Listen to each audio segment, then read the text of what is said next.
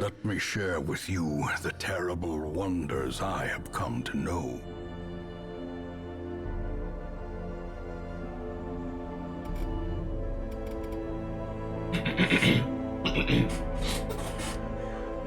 I am talking in a second. Hello everyone, I am Grant and this is Darkest Dungeons. Last time, what happened again? I don't remember exactly. Something went wrong, but I'm not sure. Anyway.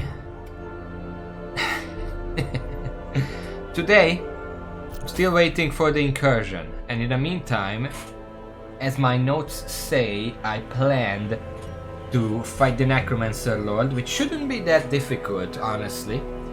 But before that, yeah, okay. Listen, I want to explain something because my opinion, my priorities have changed since last time. Because last time, you know, I went to beat some bosses. I beat the Hag, that was easy. I beat the Brigand Pounder, and that didn't go so well. And we lost Fitzherbert, who has been with us for a very long time. Now I only have Marquez. He's gonna have to level up. And after the stream, I sat down, or well, I went on with my life. But in the meantime, I also thought about what went wrong with that fight. What went wrong at the Brigand Pounder that resulted in a death? And I think I know, and that's the reason for that death is my wrong priorities. Let me throw some math at you. Imagine there is a character who has 100 accuracy baseline and deals 10 damage with an ability.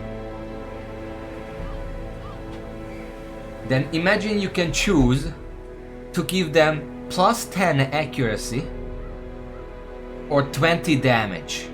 And I'm gonna fuck up the math, so I better open the calculator right now. So this character, 100% accuracy, 10 damage. If this character attacks twice, in champion missions and probably darkest missions as well, a lot of enemies easily have 30 dodge. We're gonna count with 30. So that means that for every 10 damage we would do, we do an average of only 7, because 70% of the time we're gonna hit. So if this character hits twice, that's not 10 plus 10, but 7 plus 7 damage. I'm writing it up.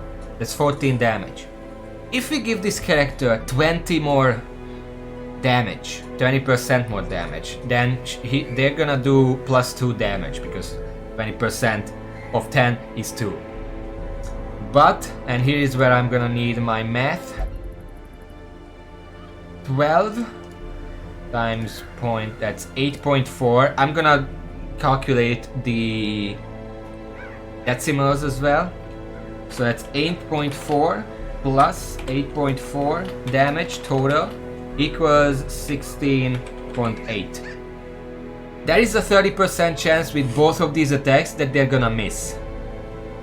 I'm just saying. However, if I add 10 accuracy to this character, that means that for each 10 damage, they're gonna do 8. Because there is only a 20% chance for them to miss. So that's 8 plus 8 equals 16. That's 1 point of damage less. Which is, at that point, it doesn't really matter. Because most of the time, whether you 16 damage or whether you do 17 damage is not gonna make a difference. Very, very rarely it's gonna make a difference. What does make a difference is whether at a very crucial moment you hit the enemy or you miss the enemy. And that's what went wrong last time, because, you know, Miss Hellion over here, Calliot,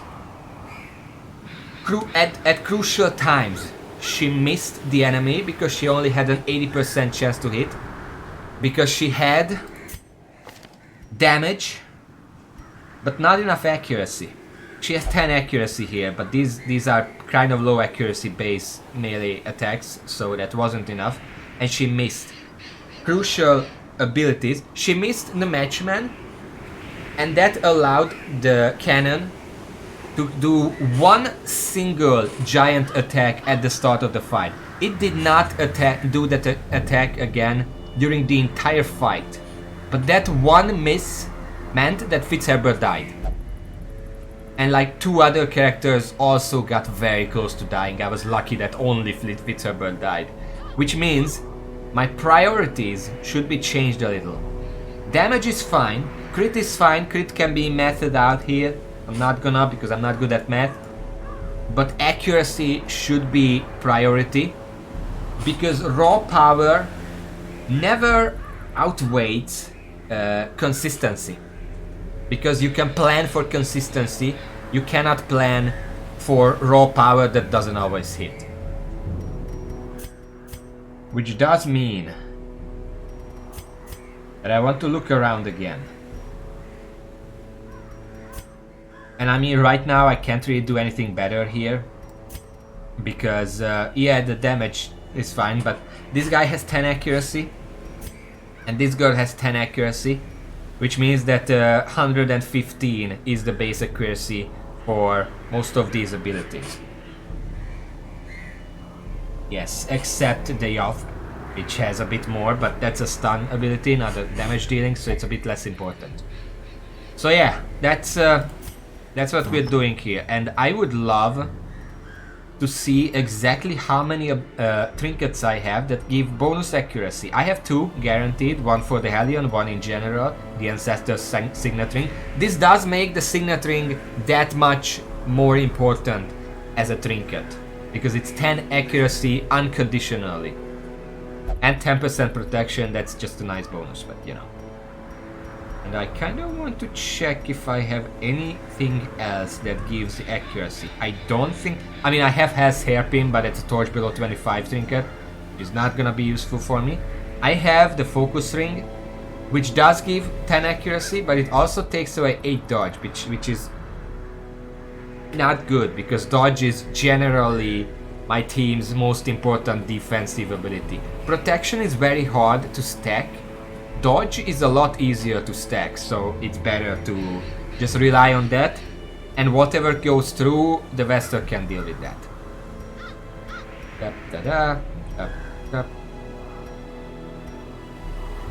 Well, the Plague Doctor has 10 accuracy melee skills, which is kind of useless. Moonring, again, not something I really want, because that's negative. For the Arbalest we have this, which I've been using it. It's 8 accuracy for 4 dodge and 5% crit also. That's good, that's worth it, even if the dodge is kinda hurts. This thing... This might be... I think I don't remember what I did for the Arbalest, but I think a combination of...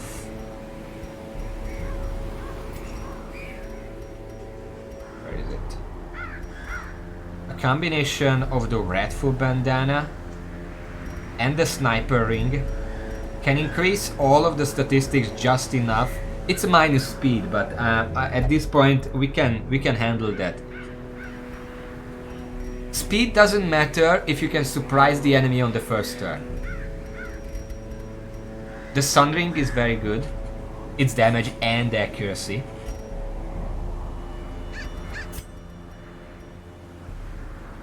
Damage. For now though, I think we're fine like this. The Necromancer Lord is one of those bosses that it does have some annoying mechanics, but it doesn't necessarily do anything special that I would have to prepare for. It's just a difficult fight, that's that.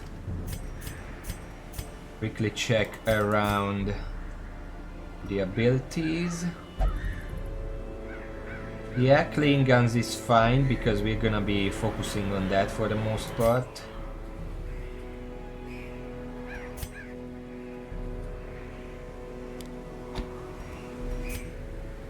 And yeah, this is fine. Alright, let's not waste any time. We have 45 scouting, that's enough to potentially find the boss early. I have everything open on my second monitor, the Wikipedia, quirk list, everything. Let's see. We are going to the ruins. How is everyone today, by the way, while I'm setting up? I went to school today and I printed out my first environment class lesson plan. It was 48 pages and it took me 10 hours to write, not in one sitting. It was separated into 2 different days. 10 hours to write a fucking lesson plan.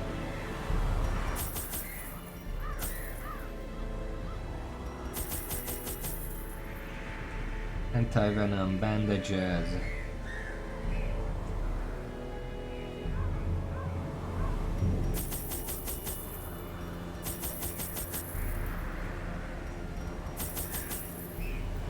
Shower, more food than normal.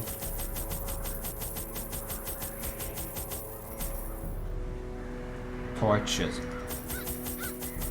Still baffles me that for some reason this particular page of the Wikipedia for the ruins emphasizes consider bringing more torches for Shambler authors. What if I don't want to deal with the Shambler? What then? Okay, this should be good enough.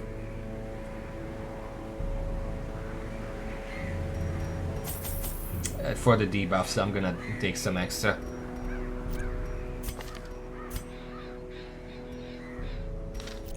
Alright, are we ready for this?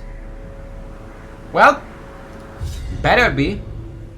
I brought my colleagues back with much of their intellect intact. A remarkable triumph for even the most experienced necromancer.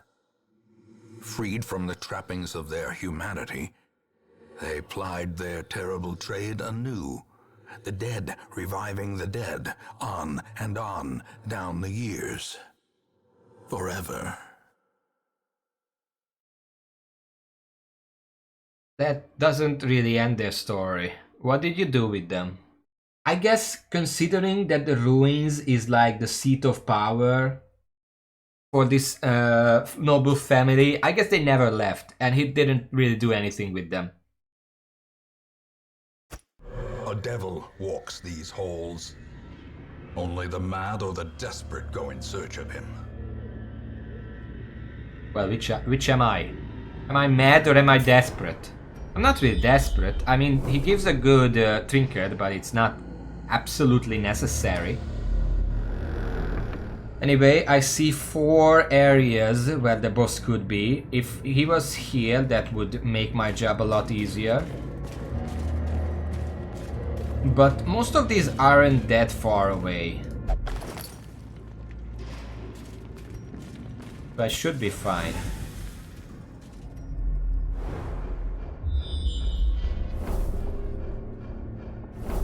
Nope, he's not there. But we're avoiding a room battle by going the other way. Also, I just realized when we get a normal scouting, we explore the nearby rooms and corridors. When we get a critical scouting, then we go one further and only critical scouting can discover secret doors. So when you go 2 ways, then it's guaranteed that that area does not have secret doors. If you only go 1 room forward, then that might still be a room, a secret room somewhere. Like this corridor might have a secret room. Wait, no, because I would have discovered it going right back. Packs laden with loot are often low on supplies. There's a trap here. Please get rid of it. And there's gonna be a fight here. Hopefully it's gonna be easy. Yeah. What are you two doing here? The fuck? That's it? Okay. I mean, fight by me.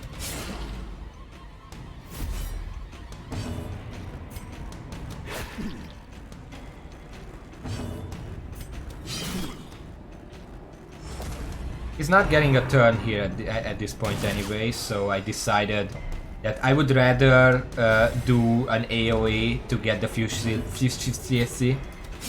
Press this advantage. Give them no quarter. Okay, you're not gonna be able to do anything here. The stat is annoying, but he's about to get out of stat. And he's about to die anyway.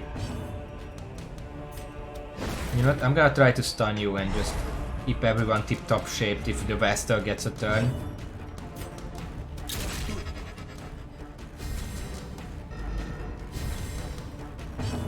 Very good. Now you crit. I mean, whatever, fine. That was really easy. There is a corridor fight over here. We're not coming that way. What the fuck? This is the second Shambler altar that I find. What the fuck is this?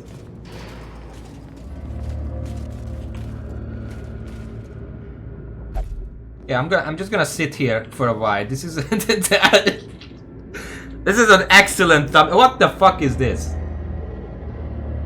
Like when I went to the Hag or the Pounder or whatever, I already found one Shambler altar, but this, just two of them back to back.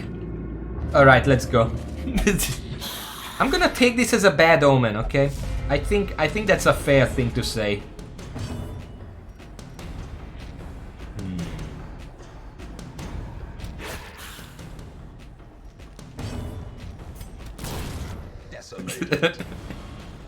What's the chance? Because finding one of them is already pretty low chance. Ah, shit.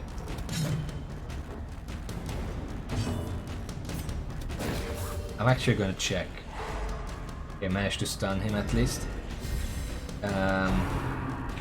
Shambler altar.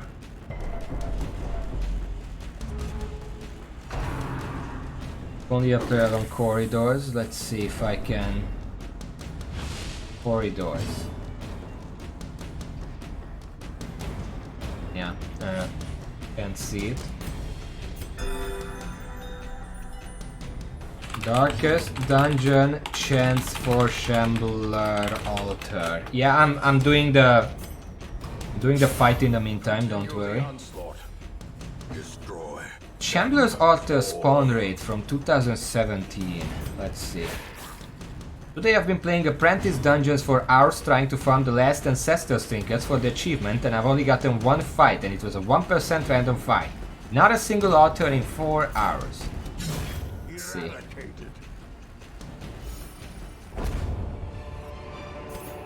A trifling victory, but a victory nonetheless. Alright, that's fine. Let's keep going. There's gonna be a room battle over here.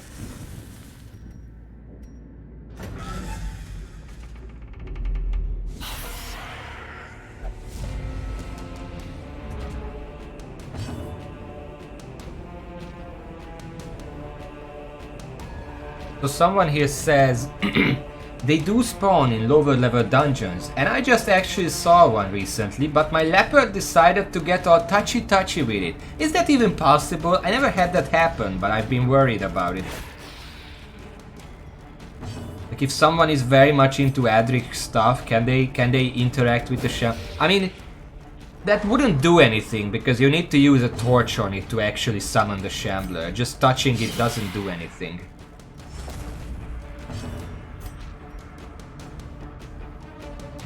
Not gonna kill him. 9 to 15.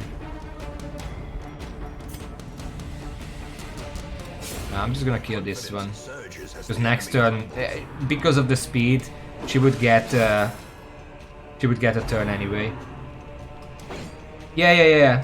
It becomes unusable. It's the same case as when my CTO Mania or whatever the name is.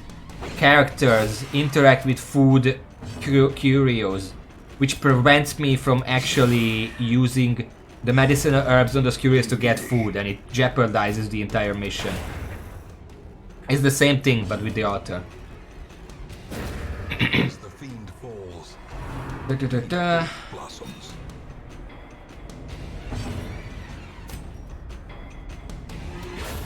Impressive.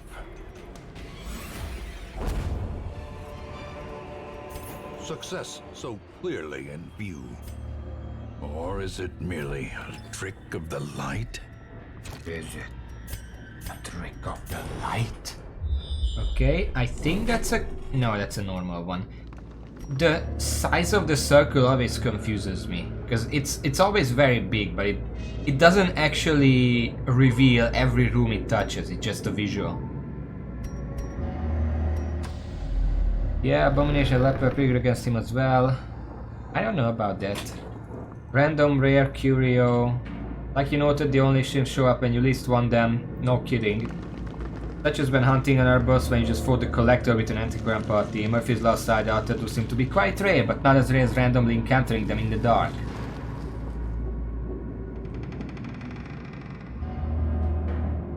Okay, so it's very rare. I don't know what the chance is of getting two of them back to back, but it's extremely rare probably. So it's just another case of fucky RNG showing up in my games. Ah shit.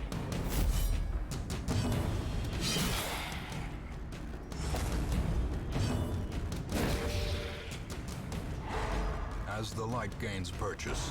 It's like there is this other game I've been playing recently called Gems of War. It's like a match 3 whatever, just my casual game. There are these tokens in it that you can get, and you can use 3 tokens to empower your entire party in that. And the one very powerful token that everyone wants to get is the token of Nisha, I think that's what it's called. And every time you finish an exploration, there is a 5% chance for one of the tokens you get to be that one. And on the highest exploration difficulty you get 3 tokens total. So the other day I was doing exploration to get some tokens, and somehow I managed to get 2 token of Nishas at the same time, which apparently has like a 0.4% chance of ever happening. Yeah, I'm gonna replace that. I don't need the Dodge Stone. That little money doesn't really matter. This just keeps happening in my games. I know that rule of big numbers and whatever, but still. Such carnage. Yes. Let's see, you now got tetanus. -5 accuracy. Maybe I should have brought the accuracy trinket. Anyway. Well. In Radiance, that shouldn't be a huge problem, but it's still annoying. Okay, is this crit? No, it's just a normal one. It could be here, but since there is a corridor battle, I'm gonna go the other way first, just in case I can discover these two, and then I can see exactly where it is. Because if it's here, then I'm gonna see it. If it's not here, then I know that it's down there.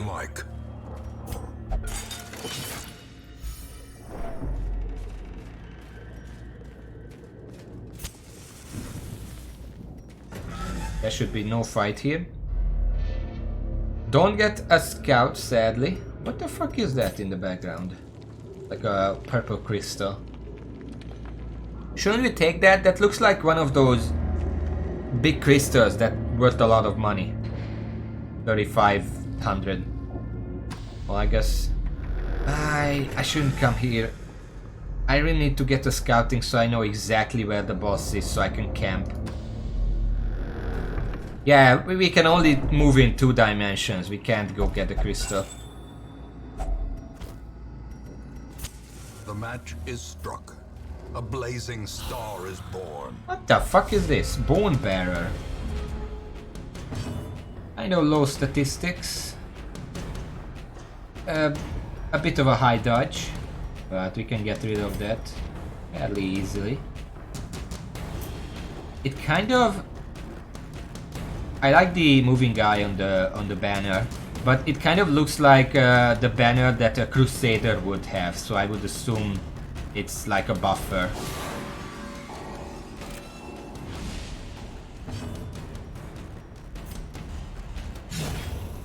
Wait, of course it is. These guys have plus 25% damage. Probably because this guy is here, just as a passive.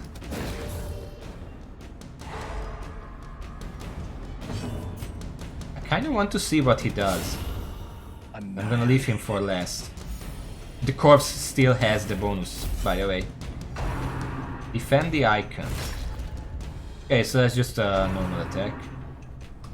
And at the end of the turn, he resurrects any remaining corpses. That's interesting. Kinda like that. It's like a mini necromancer.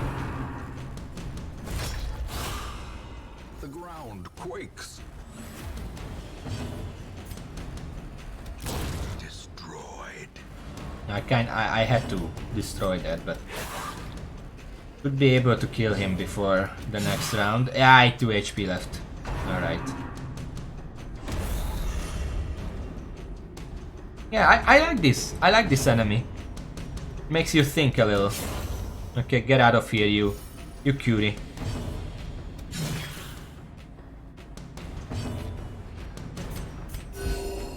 Compassion is a It's not too difficult because the enemy itself is not that tanky. It's just here to buff everyone else. So he's pretty easy to take out, but that means that you're not taking out the enemies that actually deal damage. So it's like it messes you up a little bit, but I like it. Up, please. Any room fight here? There's no room fight here, and I don't get a scouting. Now the problem is, if every single core, you know what? I'm gonna go back, beat this battle, come here, and then whether I get a scout or not, I should be able to find the boss without encountering 4 other fights before the boss. 3 is possible because there are still 3 corridors and 3 rooms, but 4 is also possible, but it would be very, very unlucky for that to happen. Now that I said that, it's probably gonna happen.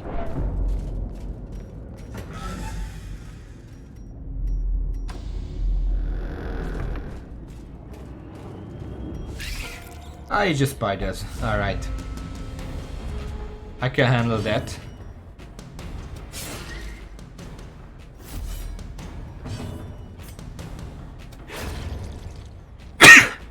I'm gonna kill that one so the Hellion can hit everyone with breakthrough. Didn't kill any of them. These spiders are actually kind of tanky.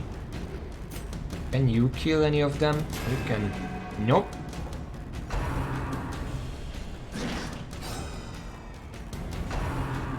They have quite a bit of dodge, sadly.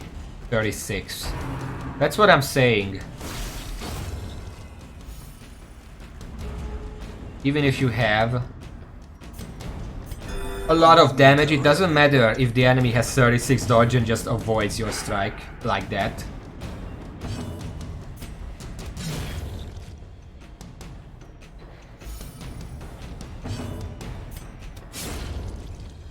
With spiders it's fine. What is this? Paralyzer's Crest, Crusader only, plus 20% stun skill chance, minus 2 dodge. Huh. Not bad. It sells for 1500 if I don't need it in the end, which is barely less than 1 stack of gold. I'm gonna grab it. Just see how it is.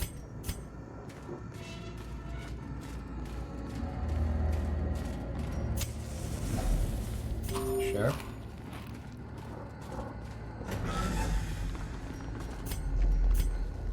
No enemies here, but I do get scouting. The boss is not here, so he can either be here or here, and if I get the very last fight as the boss, then there can be a corridor fight in both corridors, that's 2, and in both rooms, that's 4, but the 4th one has to be the boss. So I'm safe to camp now. I'm gonna head back to this room. Okay, anyone wants to vote Which room is it? A one in the north or one in the south? Raven, you're very good at this.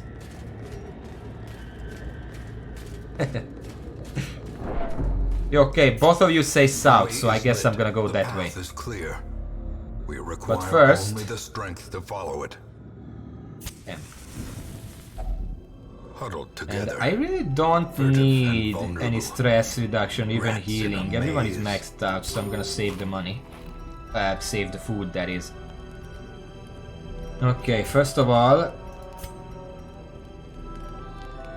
the chance for party surprise at this point is not useful. It doesn't really do anything else. And yeah, I'm just gonna do... Well, I might as well do this. Okay, next up.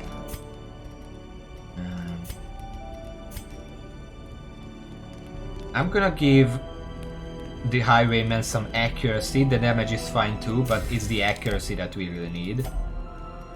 And I would normally give either Sharpen Spear or Battle Trance to the Hellion, to the Kayat. But since she has the Tetanus for -5 AC, I'm going to give her Bless, which is +10 AC, and then it counteracts that.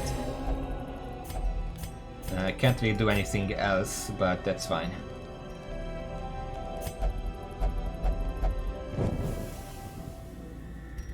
Alright, south then.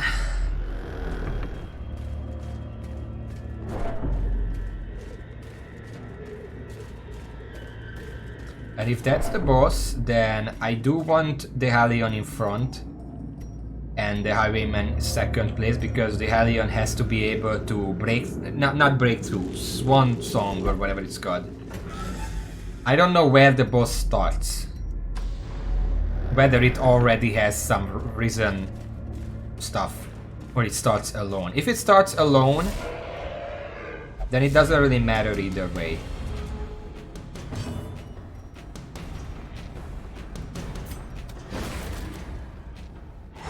Probably not killing these guys right now because they have 50% protection.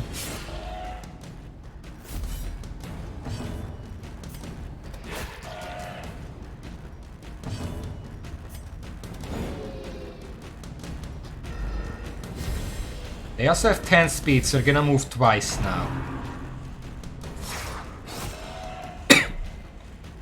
Riposte should be able to rip them apart though.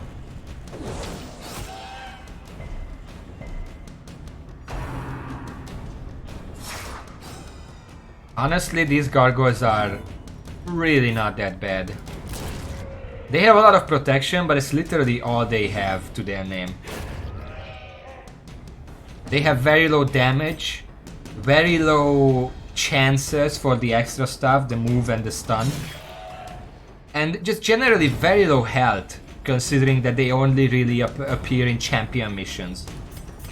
14 health on champion missions, even though technically it's 28 because of the protection, but that's nothing at this point.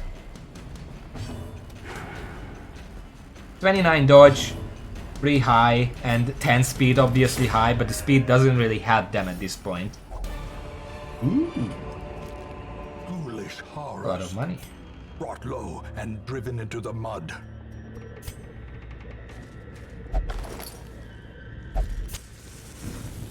Okay. Before I enter, let's top everyone up.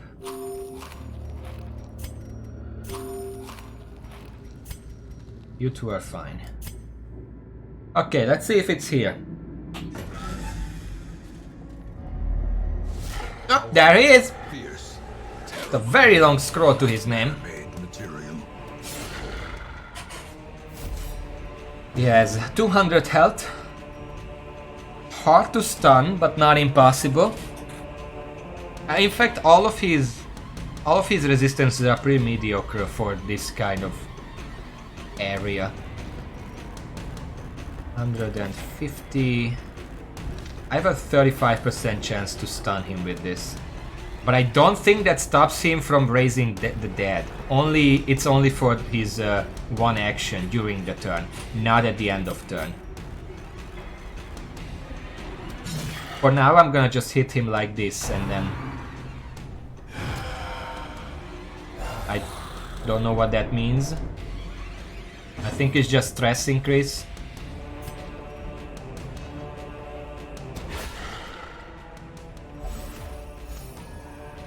Don't really care about that. I would like to stun this guy.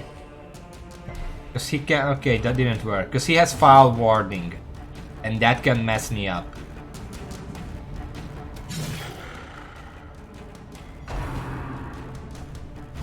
Clawing dead. That's fine. And actually I'm just noticing that his dead raising ability isn't actually an end of turn thing, he's just raising it with every ability he does. Stanley putting in the work with a double crit.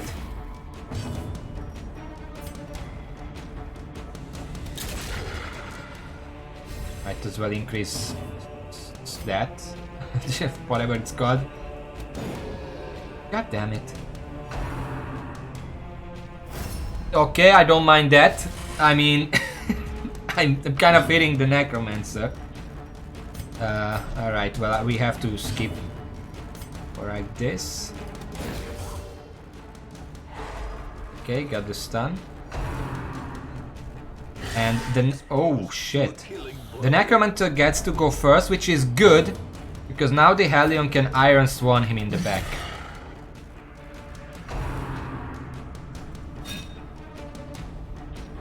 And I'm just gonna try to blast him as fast as possible. Now that I'm back here, I think for now, because they are stealthed, I'm just going to use Stanley to heal a bit. Once they're out of stat, I can reduce their damage. 4. Great.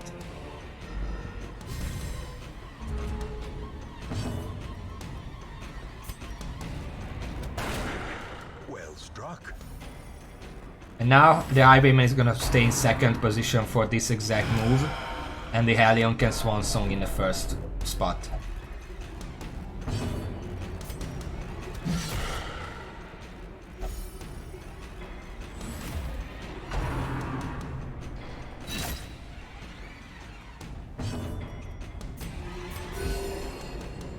Just keep healing the party. We have to survive these three for a while.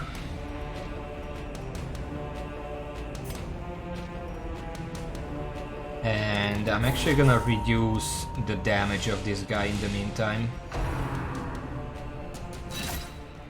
The Necromancer should be dead next turn, honestly.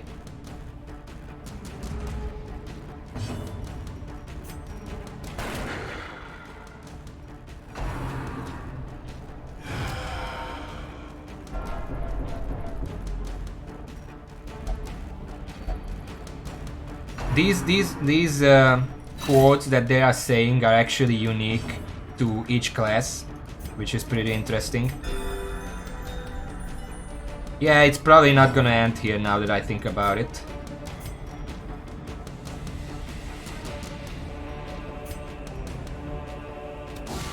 Let's reduce that.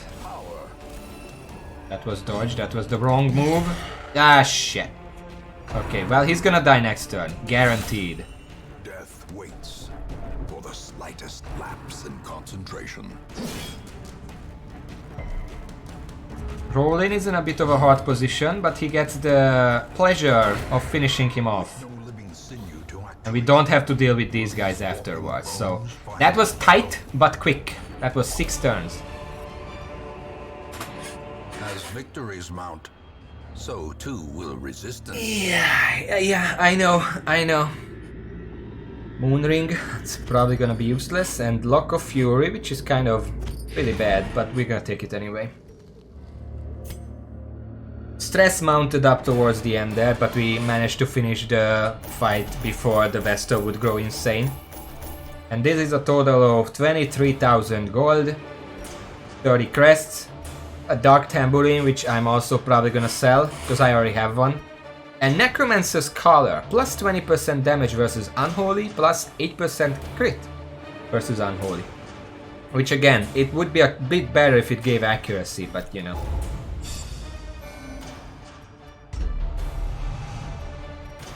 Okay.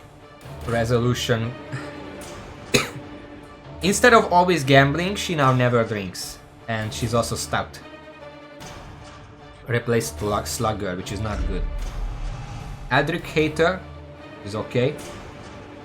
Replaced Healer's Grief, that's a perfectly fair trade-off. And she's Calm, which literally does nothing. Alright. In time, you will know the tragic extent of my failings. So that's another boss down. That I'm not gonna say it wasn't hard because it did get a little close, but we had a plan, and that's all you really need.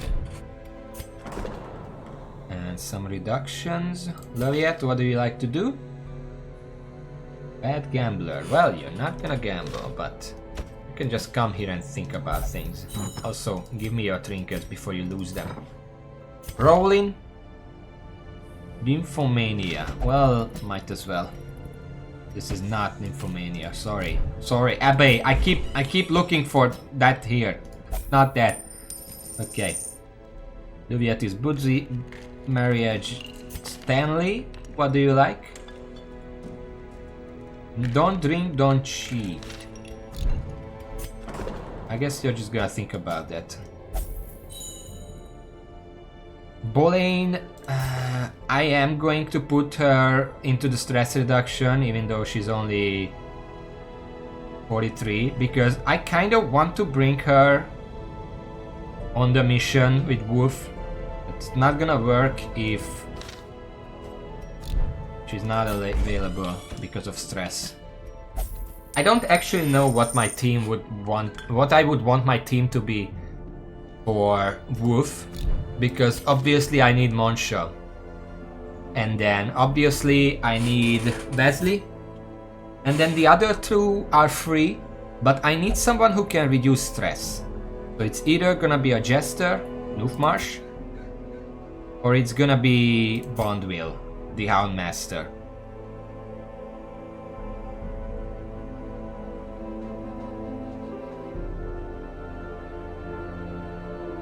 I guess we'll check when it comes to it. Anything interesting here? What is this? Grave Rubber Blithing Satchel. Yeah, these are crap. Wait. Yeah, these are crap.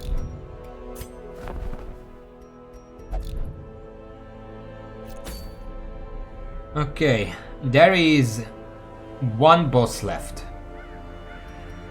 And that is the Gibbering Prophet. And if I beat him, I get Prophet's Eye, which is plus 15 accuracy if in position 4, plus 3 speed if in position 4, and minus 15% stress if in position 4. This is an Arbalest trinket, if I've ever seen one, and an extremely good one at that. Like, imagine the Arbalest with the Prophet's Eye and the Musket Ball.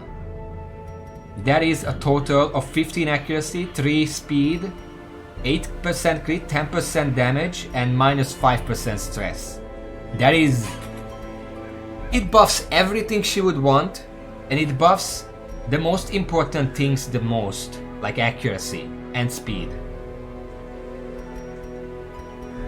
Alternatively, I can also bring...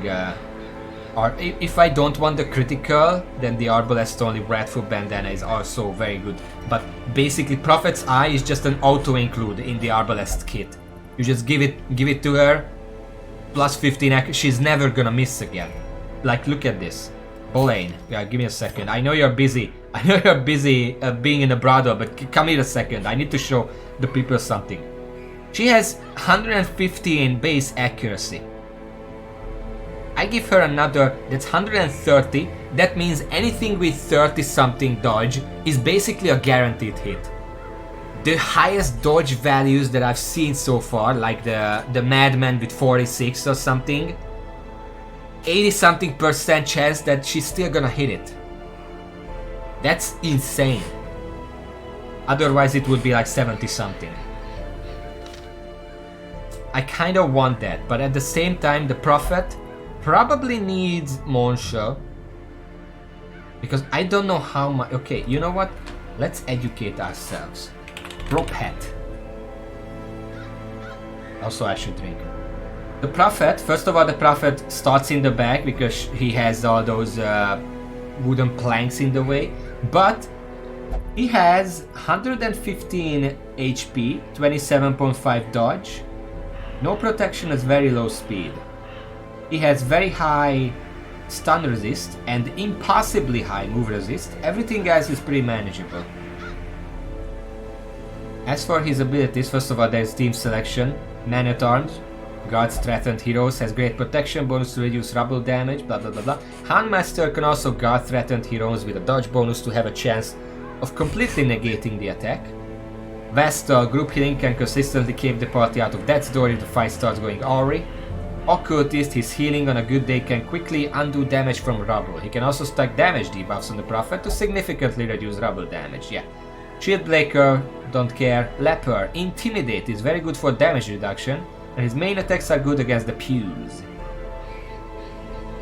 Reasonable choices, the Arbalest and Hellion, great damage to rank 4. Crusader and Abomination frontline area attacks can tear through the pews quickly to bring the Prophet into melee range. And Plague Doctor can pile on long range blight and cure any blight affecting the party. Discouraged Bounty Hunter, well, I don't exactly have one ready right now because what I had kind of something happened, and Jester, limited range and low base damage, makes it hard to damage the Prophet until he starts getting put forward. He can compensate, however, with buffs and stress relief. Trophy, blah blah blah blah blah. So the Rubble on Champion difficulty deals 23 to 45 damage. Monsieur can survive that. Bondwheel not so much, he would need some health up.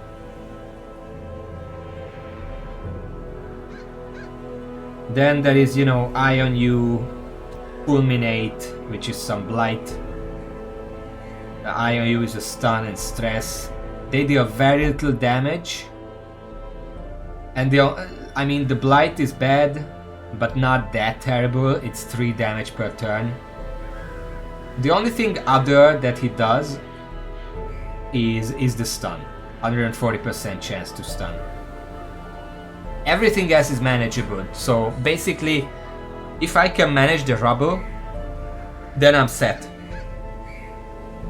If I stack dodge, the rubble has 102% chance to land, and Bondwell's guard gives 20 dodge, that's 50 dodge. So already at that point, he has 50% chance to even get hit. If I stack some more dodge on him, he should be able to stank it pretty well. But I don't know if I want to bring Monsieur. I think... Okay, I need to quickly confirm something. Wolves at the door. I think this only happens if a town event happens. Between you must be at least... The base chance is about 12% if there is a town event and will increase by 3% every time a town event takes place, excluding this one. So when a town event happens, I can't know... I can't know if there's gonna be a town event after this, but some of these, like...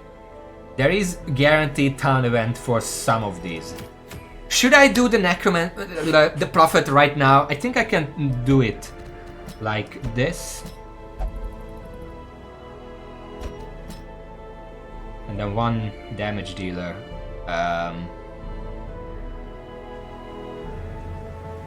Do it.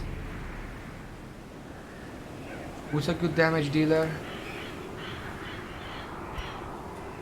Occultist or Leper.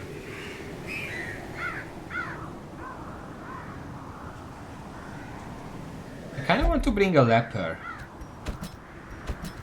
Because he can destroy the pews very fast.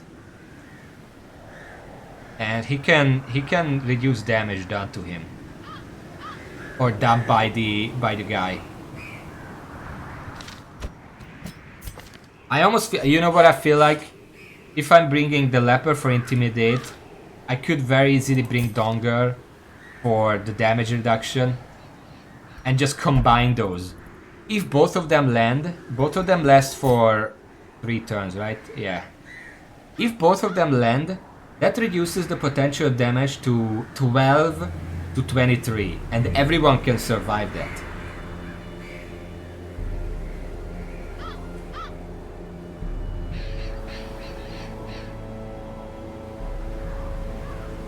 It would mean not bringing the Houndmaster.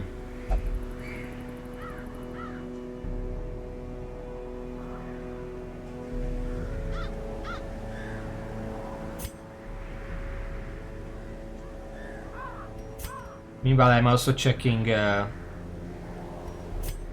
Nobody has any ruins stuff. Ruins adventurer. That's minus stress. So we're going by baseline exploration, scouting.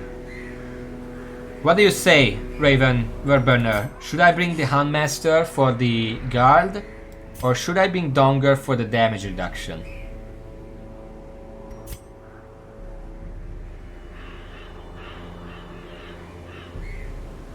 %140% chance to land. Yeah, 65% chance to resist that. That means that I have a 65% chance to land this every time I try. With Donger it doesn't matter because I give him the Cauldron, it's gonna be a guaranteed hit anyway. But yeah, I think this could be the better choice.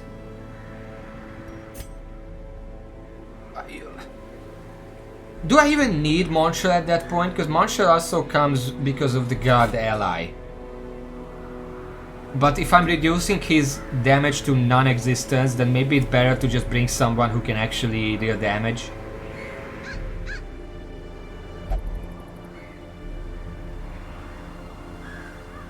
Maybe just bring another fucking occultist. Double the reduction. It's too bad Stanley is not available right now. Malville could be good.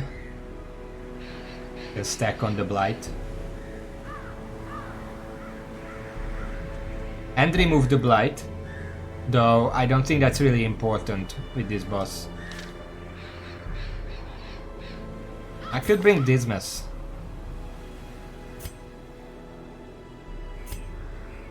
He has surprisingly high HP, all things considered.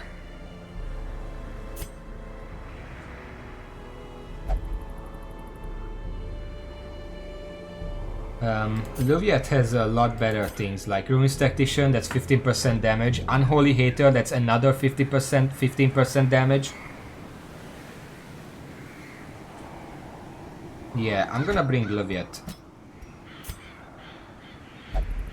And I can even do like a Duelist advance. Well, maybe I shouldn't because that would put the Leper in the second position. And he can only use this from the first position.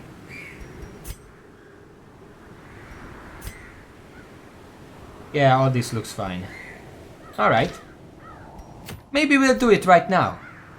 Let's check everyone's stuff first. Yeah, I always do this, but it's always necessary. I know Doofer is maxed out. Mariage, you're fine. I think.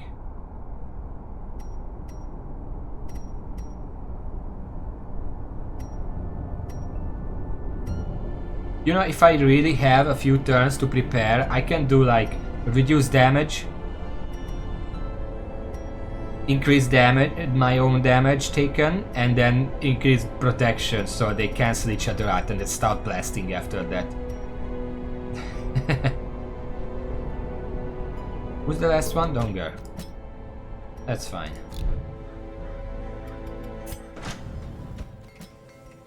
Perfect, perfect, perfect, perfect. I don't even need the blacksmith anymore.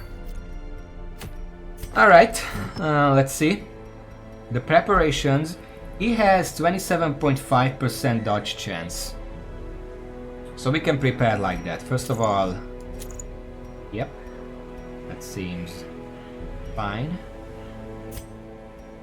You're gonna need the debuff skill chance, because this is 40% extra. At that, that's 180% chance, so it's guaranteed to land, because the boss has 65%. So even with that combined, I still have 115% chance for it to land, so it's basically guaranteed. The extra here can be useful, so we're gonna take that. And what else? What else do you need? I guess some damage. You're gonna be dealing a lot of melee damage. And he is, you know, it's a good thing that we did the Necromancer first, because the Prophet is in fact an unholy. So the Necromancer's collar is gonna be amazing here. I'm probably gonna give it to Leviat, because he's gonna be shooting from afar right away, and I'm gonna combine it with the Ancestor's Signet for some added accuracy. Now his accuracy with this is 115, so the boss has like a 10% chance, give or take, to avoid that, which is not that much, so I don't care about it.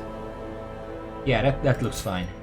As for you, I don't want some extra hit chance. Sadly, he's not an Eldritch, he's only an Unholy. Can I bring a second one? What, you can't carry 2 cauldrons? What's wrong with you?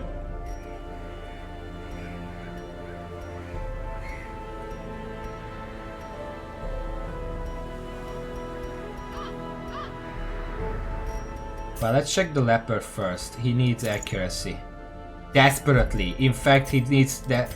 Well, I mean, the leper is primarily here to get rid of the pews and then bless the boss. How much health do the pews have? How much protection? They have 22% dodge chance, somehow. Maybe it would be a better idea to give the Ancestor's Signet to this guy. 18 accuracy should guarantee that he can land most hits. Not all of them, but most of them. And then I don't think I have many other accuracy trinkets. What does the sun? It is 5 accuracy. We're gonna have to sell it for that, and 10% damage, so that's fine. And you know, considering that we're working on baseline scouting chance, I'm just gonna give you the scouting book and then remove it before we go to the boss. Everything here looks fine. That's fine. That's fine. That is fine, I guess. I mean, point blank shot is not gonna be used, but getting to the boss, it's still fine. And here I'm gonna do this because I don't think stress is gonna be a problem. You know what? I'm gonna do this, and then when I get to the boss, I'm gonna swap. Okay. Provisions. This is still the ruins, so we're just gonna take literally everything.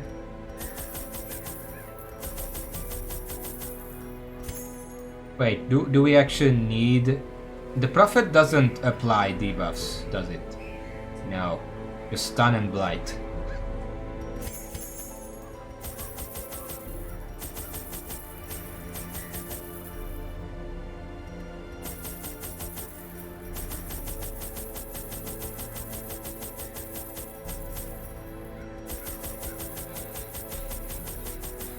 There we go. I think that's everything.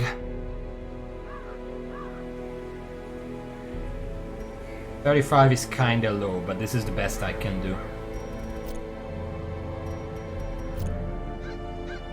Let's hear the fine. How did the Ancestor finally attempt to get rid of the Prophet? Finally, resigned to his uncommon corporeal resilience, I lured him to the dig. There, I showed him the thing and detailed the full extent of my plans. Triumphantly, I watched as he tore his eyes from their sockets and ran shrieking into the shadows, wailing maniacally that the end was upon us all. Yeah, that makes sense. So he just took him in the darkest dungeon and showed him the final boss. The echoes of his mindless tittering reverberate maddeningly. Give me a second, I'm gonna drink.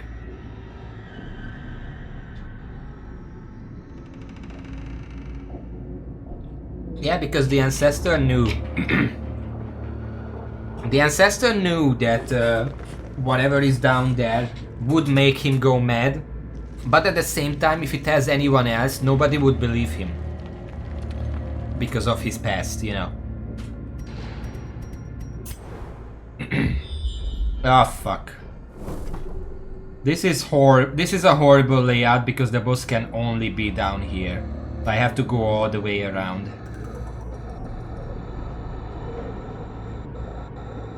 That's unfortunate. Hopefully there won't be too many fights on the way.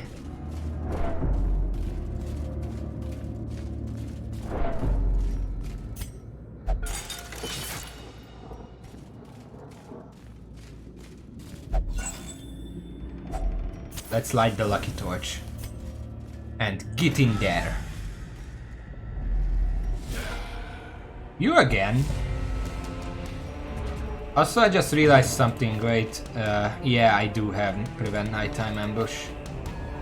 I didn't check. I really should check these things.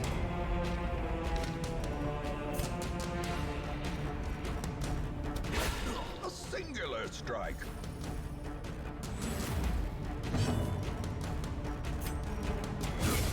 As the fiend falls. Alright. That's good because... Ah, fuck, I didn't bring the... I guess we're gonna fight him with riposte.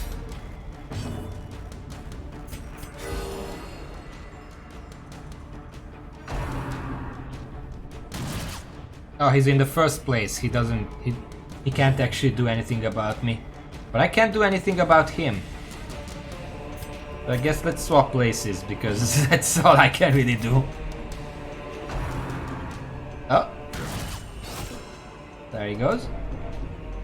It was a bit of a nasty shot. Let me heal you up. Now I can just blast you.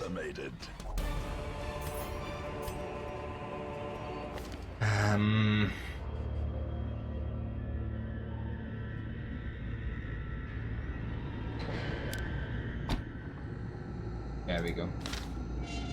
What is this? Sarcophagus. I didn't actually open the curio thing because last time I didn't need it. Sarcophagus, 60% gold heirlooms, 20% negative quirk, Thanatophobia. Thanatophobia is... Is it? 8 tier. But you can check if we have anything S tier. And potentially replace that. Slow reflexes, I'm pretty sure, yes, that's an S3, S tier. Bloodthirsty, no. Deviant tastes, no. Varence phobe, none of those are. I know what those are. Fear of Unholy is not that. Necromania is an S tier. Satanophobia, no. I can mostly guess which ones are S tier and which one is not. Compulsive in S tier, Witness is not S tier. Cophobe is not S3, a flawless release, flawed release even. That should probably be a B tier, yes, because it's situational. Personally, I don't care about this on the Occultist. Illomania is not S tier. And Stress Eater is not S tier. I would guess that. Calm, I don't care about that on the Vestal. Fear of Beasts is S tier. The beasts are very frequent. The -10 accuracy isn't that bad. I mean, the stun might not land. Witness is not. Hieromania, we already checked, is not. And Soft is not. So honestly, the one with the most ones is probably... Not you. You, Necromania and Compulsive. Well, let's try. If it's treasure, it's treasure. If it's nothing, it's nothing. It's treasure. That's 60% chance, I believe it. The first test. Now it must be carried home. Someone put a bunch of busts into a sarcophagus. Imagine someone opens up a coffin as there is just these busts lined up on the bottom. Like, that's 8 busts. That's basically the entire coffin. There's nothing else in there. No corpse or anything. Just a bunch of busts. That's basically what this was. Alright. Someone cut off their heads. Alright. Let's get rid of these guys first, because the gargoyle is... It says it's menacing, but I don't believe it. Yeah, it's the saddest story I've ever heard. Their formation is broken. Beautiful. Maintain Okay. the offensive.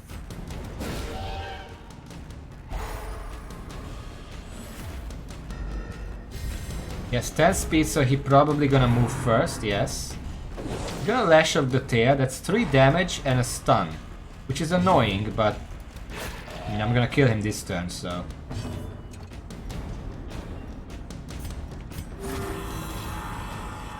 Just reducing that initial stress a bit.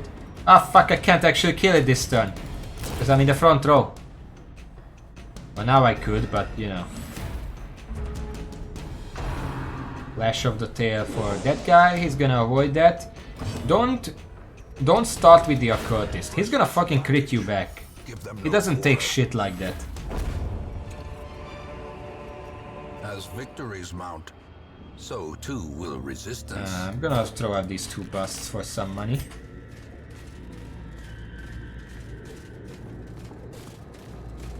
Anyone?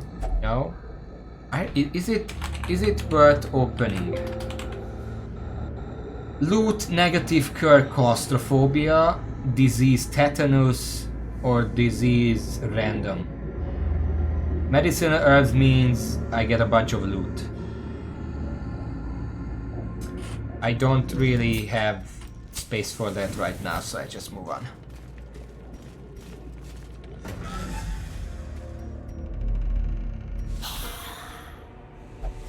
This is what I would call an average fight. None of the enemies are particularly dangerous by themselves. But they combine to be pretty annoying.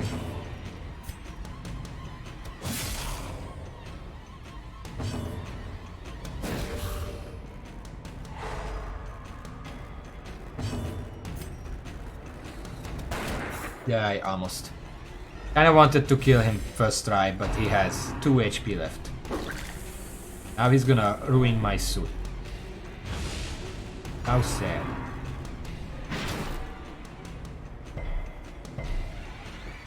I'm pretty sure the leopard cannot be moved or stunned. He has the means to actually resist that. Now a bit less so.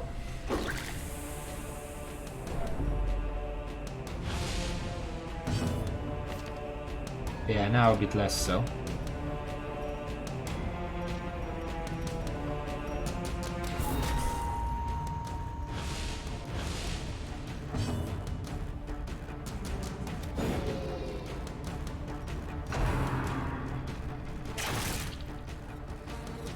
Yeah, I guess that's true. Let's finish the noble off, and then the leopard can start reducing that stress and healing himself. Because I don't like this much stress. That's fine, I don't really care about that. Axe Blade is a bit annoying. Reduces the resistances.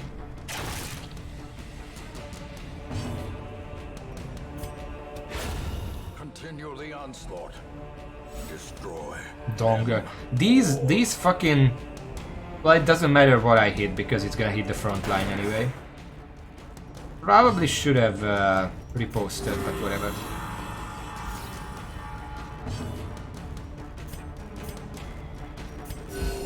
The wounds of war can be healed, but never hidden. That's a dodge. I don't really care about that.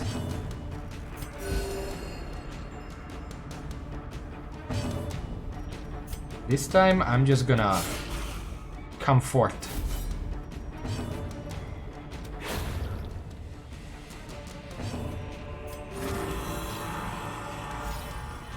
We're already losing the stress that binds us. Ah, shit. Shit's going down. Donger actually missed. I don't think he has any accuracy bonus, but still. Clear. We require You only did the so strength well, to and follow now it. look at you. You've fallen from grace, Donger. You just keep doing that. There we go. That's manageable. Maybe one more, just to be on the safe side.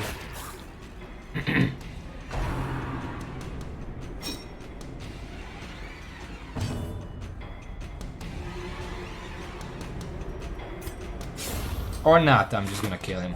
I can't really do anything else. Seize this momentum. Push on to the task's end. I am going to open this to see if I can find anything better. It's a key. I got my key back. For a task well performed. Portrait, crest. I really don't need crests. I could use some portraits.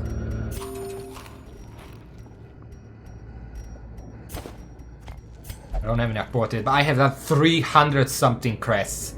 I don't think I need more.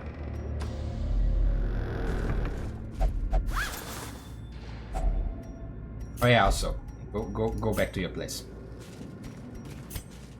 Go back to your room. Loyet.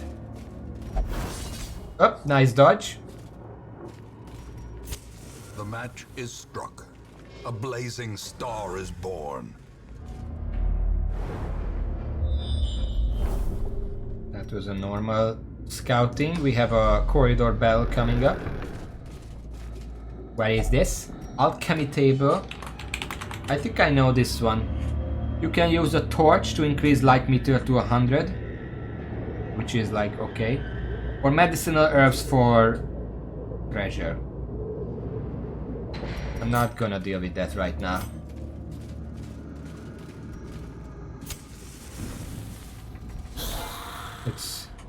This is a step easier than the previous fight because these guys don't actually have protection. I can just focus on the problematic enemy. Annihilated. Annihilated. Impressive. Yeah, I love how he says that. Impressive. You know what? I think I killed 20 base damage. That's because he has the bunch of unholy bonus damage. It is 20% extra to unholy. And he's just fucking destroying everything in his way. Look at that.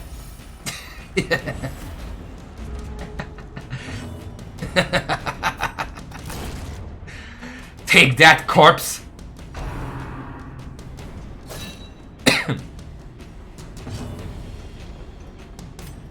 I'm just gonna take... okay, never mind. Please heal me. Soothed. Sedated. Not even the leper is dealing that much damage. That's because the leper's trinkets are for accuracy. Whereas this guy's is for damage. Because I mean, he does get some accuracy as well. Not that I neglected that or anything. Or is it merely a trick of the light? Yeah, I did mention a while back. Imagine a class that can give any other one ally riposte. How overpowered would that be? It would be pretty overpowered. And it lasts 3 turns as usual. You can just alternate between your 3 allies and give everyone riposte. I mean, it would probably be a riposte that does drastically reduce damage, like, you know, when you don't have Duelist Advance upgraded, it's like minus 35% damage. I'm pretty sure it would be a pretty low damage riposte, but it could be on anyone. It would still be overpowered, honestly. Okay, I see you back there.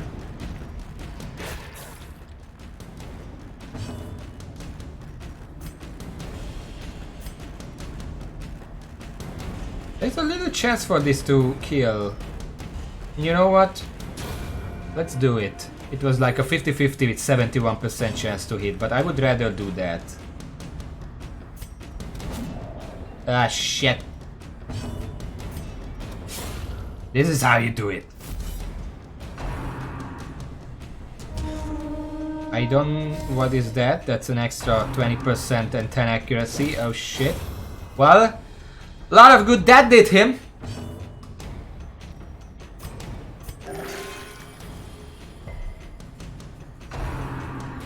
Oh shit, he's gonna... Oh, he only rises one at a time. That's fine. Gonna just go back right away. And start damaging him. And Leper, if you please, destroy these corpses, although now he's more likely to raise the noble, whatever it's called. But now I have a oh, he can't be stunned. 240% stun resist.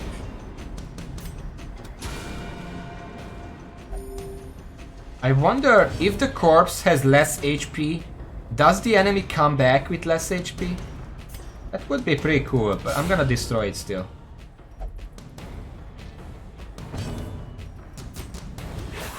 Probably not, it's probably coming back with 100% HP.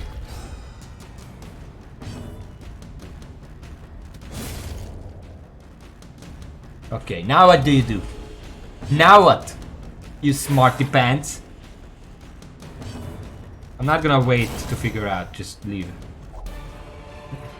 Raise that. Remind yourself that overconfidence is a slow. I'm gonna and bring the insidious tapestry. killer. There's gonna be a fight in the room as well. Sure, whatever. That's actually a fine opportunity for that.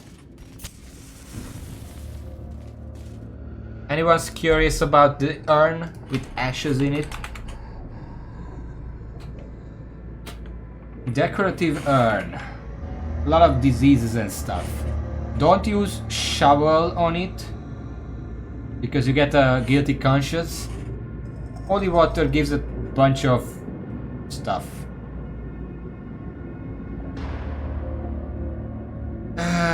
Sure, let's try it. Packs laden with loot are often low on supplies. That's a lot of money.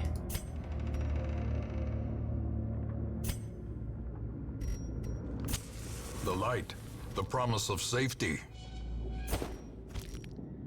That's about as much as I can bring. Sadly, the ruby is gonna have to stay. But that on its own is like 13,500.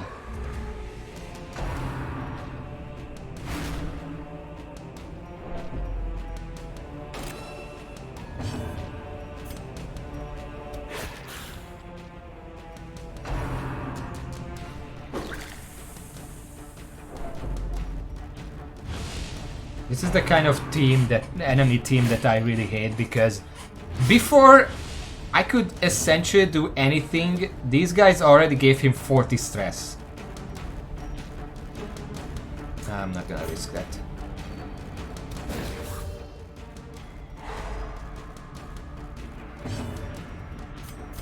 But I'm gonna start working on that immediately.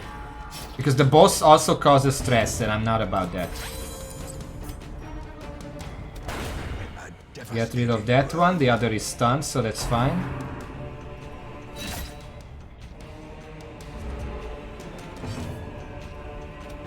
I'm just gonna kill him before he does anything. Another fool for the fire. That's how he talks. That's canon.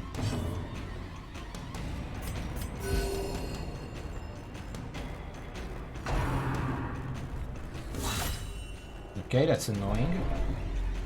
That was 10 stress, because I randomly got crit.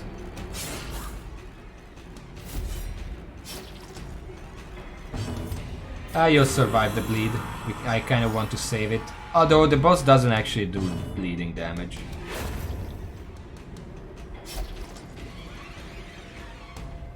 What? You move again? I didn't even notice that the turn rolled over.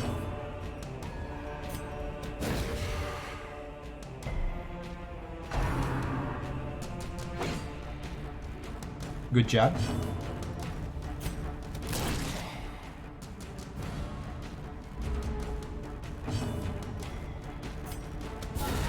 Ah shit, he killed him! I wanted to let him leave for the stress reduction. These nightmarish creatures Oh can no. be felled. They can be beaten. It was an accident, I swear. Okay, no fights. That's a crit. So there's gonna be a fight here. Probably here, and then the boss.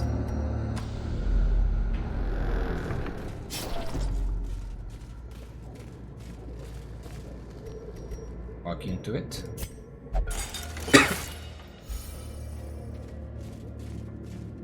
If I could get a crit scout in this next room, I would see how many fights are here. But either way, I think I'm just gonna camp here, because 1 fight, 2 fight, 3 fight. Even if there are 2 fights in that corridor, I'm still perfectly fine. Let's eat 8, because I want the reduction in stress and we have a lot of food. Let's bandit sense.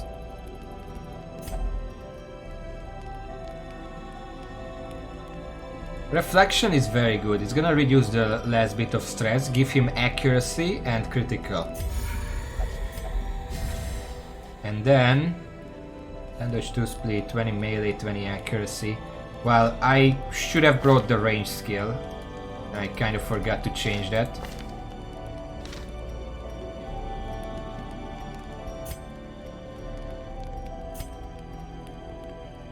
I guess it can still be useful. Or just give everything accuracy and some dodge. Yeah, that seems like a better idea. And then 2 more left. I can heal someone. 20% bonus damage in exchange for 15 stress on the occultist. I actually think I'm going to do that. And even though the leper is kind of going to be working away on the pews, and he would probably be able to use the extra damage, because these pews have like 51, 82 and 80, no, 113 stuff, health. This guy, first of all, he has 20% damage versus Unholy, 10% damage, that's 30. If I give him 20% more, he's gonna have 50% extra damage blasting the boss.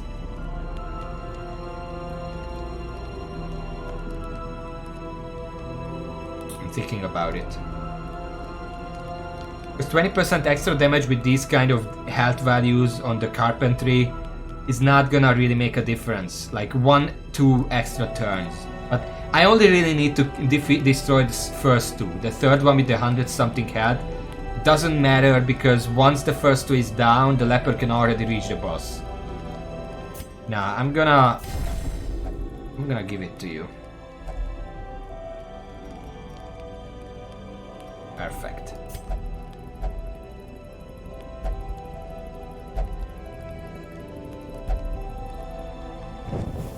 In Radiance, may we find victory. Alright, now the final push.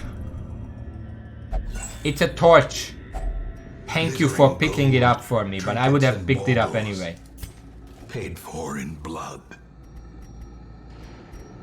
I just deal with it. I'm not gonna risk it. It's not worth it. There's gonna be a fight in here. Hello.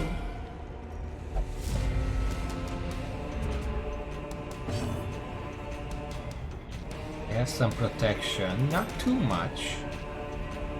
I'm not actually sure if it's worth dealing with it. No, I'm just gonna blast them.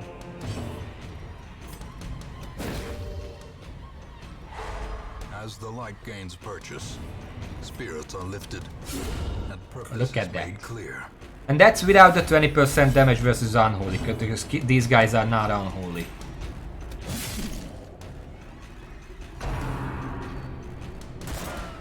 Everyone dodged. That's the attack that causes some stress. Another one? Well, your funeral, literally. And I want one healing over here. Just a party heal to max us up. Max us out. I guess that's the word. Alright. 55! trifling victory. Nice. But a victory nonetheless. Alright. Don't get scouting, so let's just hope. Dodge trap, very good.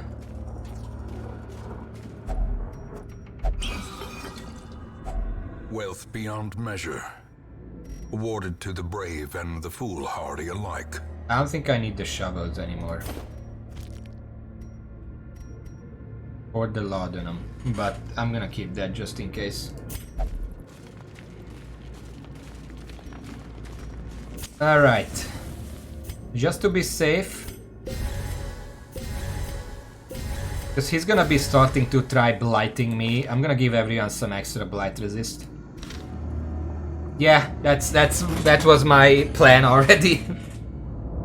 Because that's 3 turns of blight protection. Okay, everyone in the right place. You swap, just in case.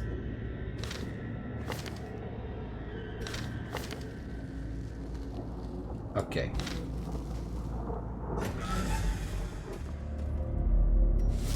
The madman. Elder. Behind the pews, spouting his mindless drivel. He sure has prophesied your end, but I'm going to prophesize that he's not gonna do that. He resisted it. Gonna be a problem. 35 health.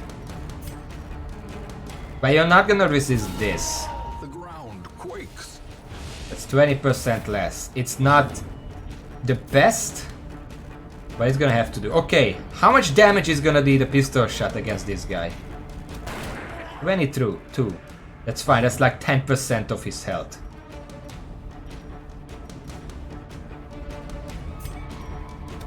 And I would, you know what the Vesta could use?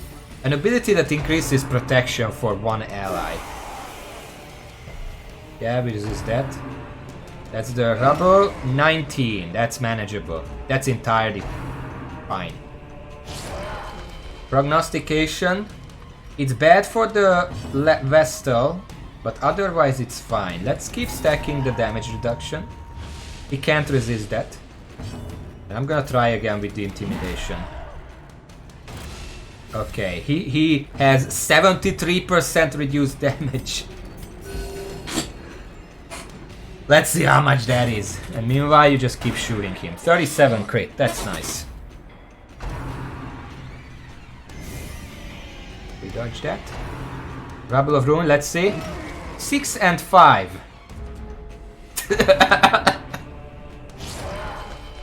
That's not gonna cut it, guy, and he doesn't have any other sources of damage, just the rubble. You know, at this point, just start blasting away at these. And then next turn you can try to apply it again.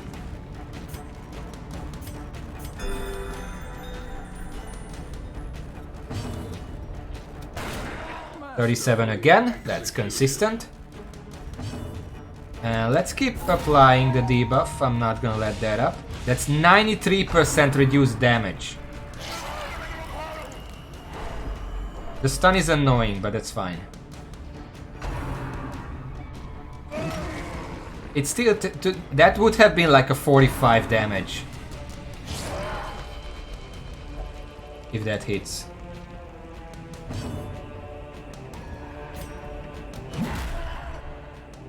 Yeah. Oh shit, that missed. 37 again. A very consistent damage.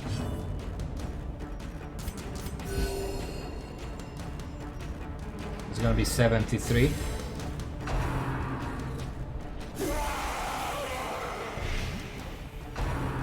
Okay, now it's just 20. That's annoying because it is.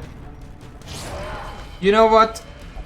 I went about this all wrong. I should just spam Intimidate on the boss. I don't need to deal with this, because Luviat is gonna destroy the boss anyway.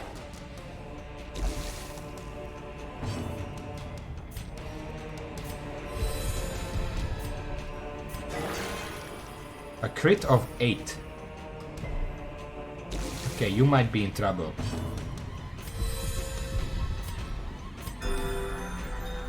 Yeah, I think that should be enough. Another stun on the occultist. It's annoying because now I can't apply the debuff on him. Can you leave my fucking Vestal out of this at last? Please? Keep applying that. He resisted it again. Okay, my Vestal is in grave danger here.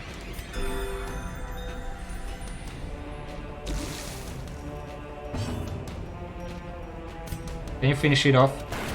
No.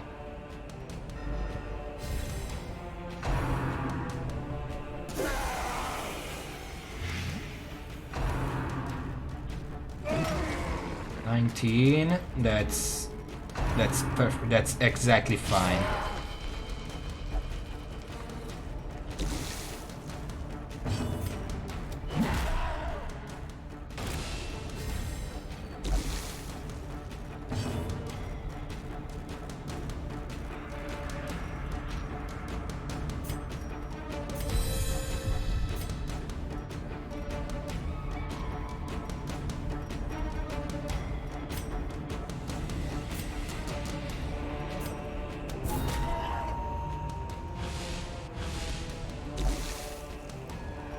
I risked it, but this should land. 92% chance.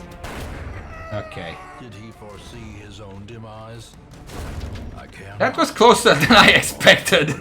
Holy shit. 4 had, 3 had, 13, 27. I mean, he was fine still. I mean, I'm gonna take the common one. Redemption Armlet. Nah, I don't need that.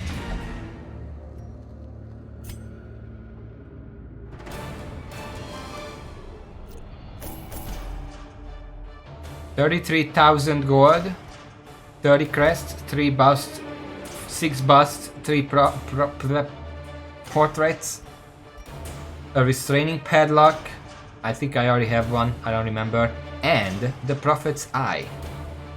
The Prophet's Eye basically convinces me that I should bring an Arbalest to the Wolves at the Gate mission. Because it would this just turns the Arbalest into a guaranteed damage and debuff machine. Some people got some diseases. The runs. It was so close he shit himself. Look at that. Look at. Come on.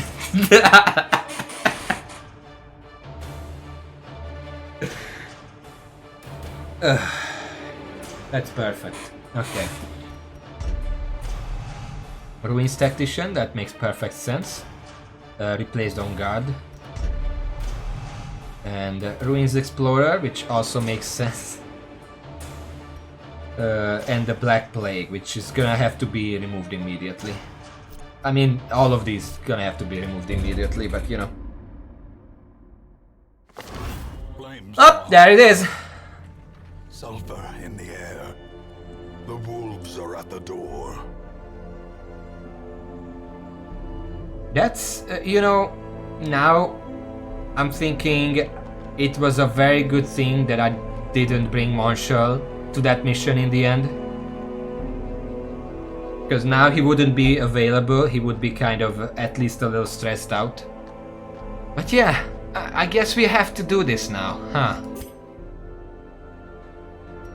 Well, before I do that, let me take care of these guys.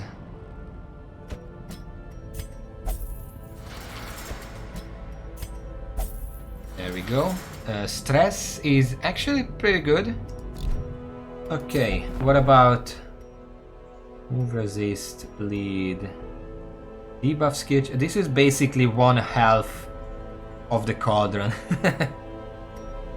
Swift cloak, blood cord medallion, seer stone, 15% scouting chance, -1 speed. That's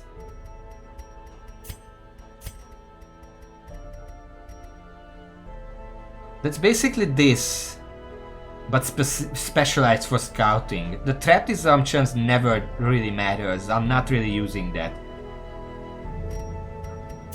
You know what? I am buying this. That's really useful. Okay. Okay, the other stuff is kind of garbage. But yeah, that one trinket, that's really useful. Anyone here? Probably not. I don't know why I've been checked. Alright, so I guess this is time. Monshel is gonna be in the back row, because for once I will be able to utilize his shield. We need a Vestal, and I think what I said is that Wesley is gonna come because of the natural eye. The others don't really matter. The natural eye is gonna help survive this stuff. This is the guarantee. Now, what I bring beyond this is questionable. And I'm gonna check the mission tactics. As with all higher level dungeons, your heroes will need accuracy boost to consistently land hits, especially since enemies in this dungeon tend to have high dodge. Well, as far as I can tell, the highest dodge that anyone here has, I mean, not counting the Raving Madman, because he has 43. The second highest is 38 with the Herring Gnasher, which is the zombie dog, but he has very little HP, 21. And then there is the Brigand Hunter, who has 31 dodge. The Bloodletter, which is 23, and at that point it doesn't really matter. Wolf himself has 25. So that's entirely fine. So as long as I have like 10, well, on the attacking abilities I need about 120 accuracy, and then it's pretty guaranteed that they're gonna land. Now, Wolf himself, first of all, he is human. However, my bounty hunter isn't exactly ready, plus he can't actually reach him with collect bounty. I think I wanted to bring Luriet. He's not really available right now. Dismas could be good, because he has natural extra accuracy. I don't think disease matters. I mean, the dogs can apply a disease. That could be a problem. But he has plus 5 accuracy and plus 10% damage, just baseline. Who else is available as damage dealer?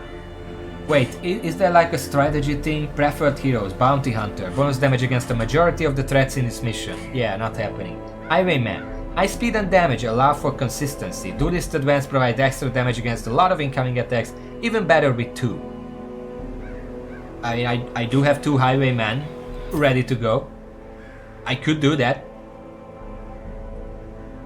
This one doesn't really have any beneficial quirks. Man-at-Arms, yeah, we are bringing him.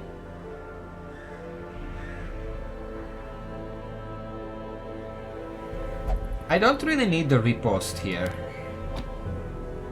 because you can't do that in the 4th position anyway.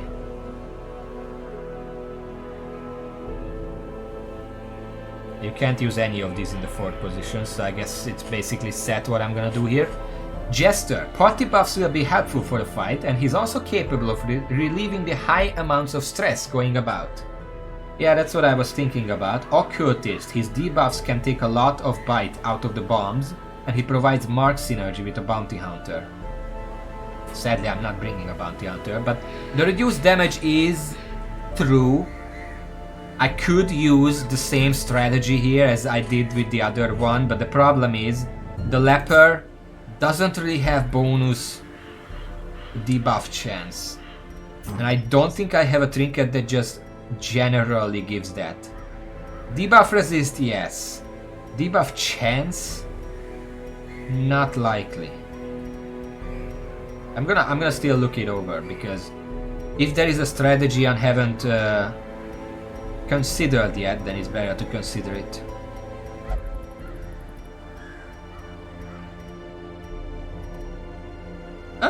There is the debuff amulet. I mean, obviously. 30%. 30% plus 140, that's 170. Wolf himself has a resistance of 60. So that would be guaranteed.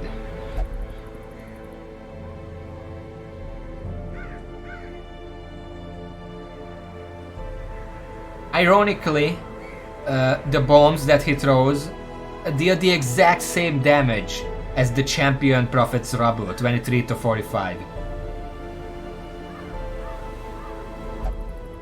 It's literally just the Prophet's mechanic, actually. Except for the fact that the bombs are basically guaranteed to hit because they have 222.5% hit chance and also 10% crit chance. That's a problem. Because that essentially means that a critical could deal 35 to 68 damage.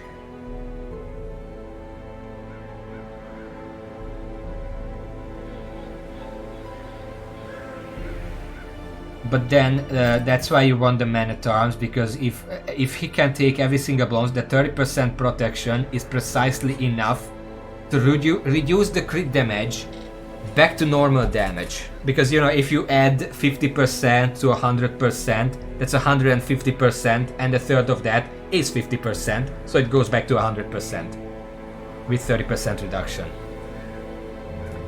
Does he do anything else? He also stuns, he guards an ally, which... I mean, that's good for me because I can hit him from multiple positions. And then just he has a general stress increase. Rank mark marks the target's rank when the ability lands, not the targeted hero. Yeah. Time's up can only be cast on heroes occupying a marked rank. Heroes in ranks that are not marked will not be affected, even if it says 100% plus 1 extra target. However, as bombs away is only able to create one marked rank, the ability to target additional ranks is redundant. Yeah, I don't know what that's about. There is a 1 barrel limit. Also, summoning will occur whether the ability lands or not.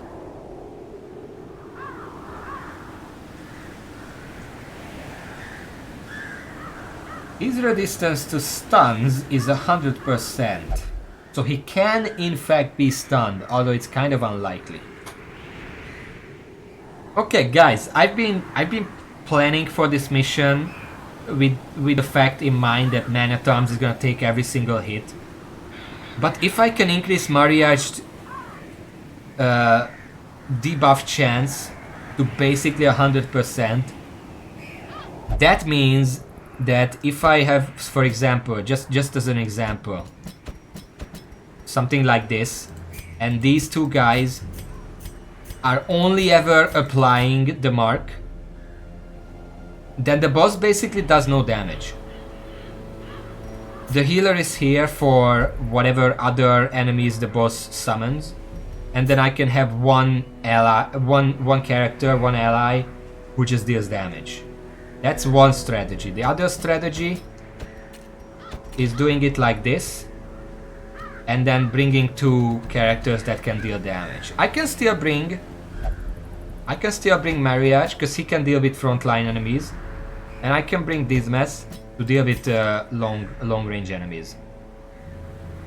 These are the two strategies that I can consider. The bombs can only ever hit one ally at a time. And the Man-at-Arms is always guaranteed to be able to land one guard ally per turn. So basically, if I bring Man-at-Arms, he can take every single bomb damage. That does mean that he's gonna be constantly low health. And he's gonna need a lot of healing, which means that, let's see, where is that shield? 10% extra protection and 10 dodge and 50% healing received. That basically guarantees that if the Vestal solo heals him, then he should get back to maximum health. But if I do something like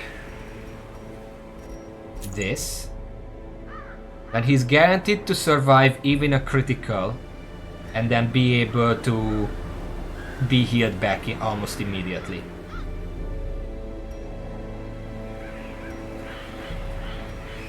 Okay, Raven, Verburner, I don't know who all you steer here. Which strategy should I go for?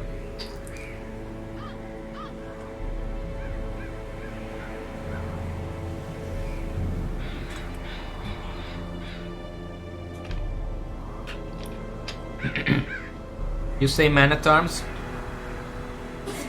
The meat shield. Well, I explained the two strategies. One strategy is for the man-at-arms to take every single bomb.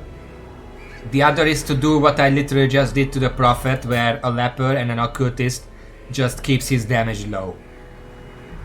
Because I do have a trinket, this one, debuff amulet, that can guarantee that the leper's debuff always lands on the boss.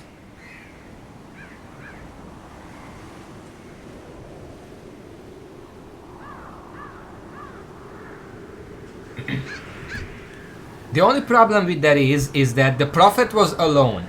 The Prophet was the only source of damage, so debuffing him works. However, the boss here does summon more enemies. I don't know what kind of enemies he actually summons. Does it say? Wolf can re-summon the barriers in your gate. Will be use this every turn there is no active barrel bombs. Get them, we will also summon Brigand Cutthroat class enemies. And has a chance of stunning one hero. Brigand Cutthroat is very weak, it's a 23 damage. So, but it probably deals a lot of damage. Like if it's a champion, it can deal 7 to 15 damage. Not even that much actually. Because then the if the leper is guaranteed to land Intimidate every single time, considering that oh wait, no. Here is the problem. Here is why that wouldn't work unless the leper and the occultist only applies the debuff and nothing else. Wolf gets 2 turns per round.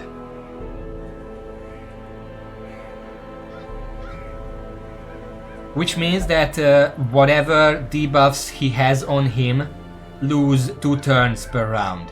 These debuffs last for 3 turns. So he already loses 2 of those turns between whenever my characters can move. So every time it's my turn again, he would already be on 1 round. And if I get unlucky enough for him to go twice in a turn and then go before my characters again, twice, then for the 4th move he would not have the buffs anymore, the debuffs anymore. Because he had 3 turns and then the 4th turn doesn't have the debuffs anymore, and if that's a strong ability or something. Although I'm pretty sure...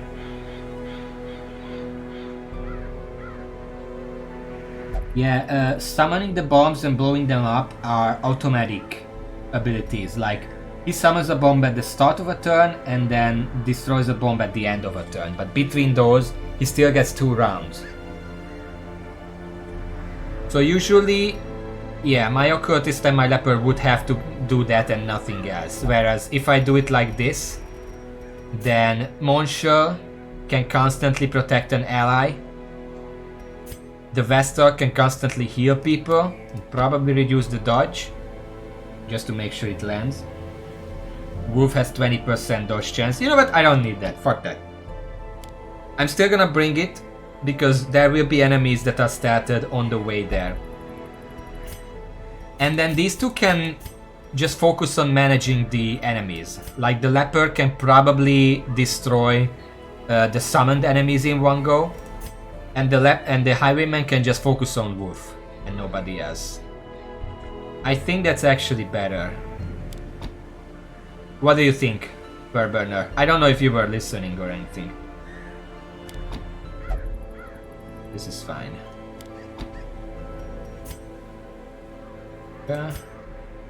Bandit sense. I mean, I don't get to camp. I don't know why I'm looking at these. This is a short mission.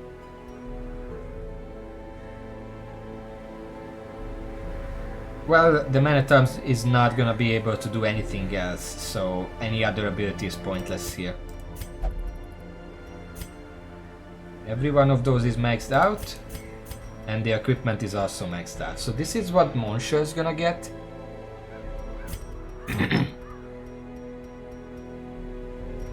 This is what the healer is gonna get. Let's see. Wolf has 20% dodge, but I have to plan for like 30% dodge to be able to get there. These abilities have like 105, so I need 15. Wait a second. I wanted to bring an Arbalest, didn't I? Not this guy. I wanted to bring Bolane because with just one trinket I can guarantee that everything is gonna hit. She has to be on 3rd position. Everything works in 3rd position, yeah, that's fine. Because then her primary ability, she's not gonna get the bonus damage from marked, sadly. Wait, do you have an ability that can mark people? No, just yourself. What about you? This can mark the target, but this is a riposte, you can't use it. So I guess we're not gonna get that, we're just gonna be cruising by base damage. Wolf doesn't have any protection, so that should be fine. I mean, she can mark him if she really wants, it also reduces his dodge to nothing.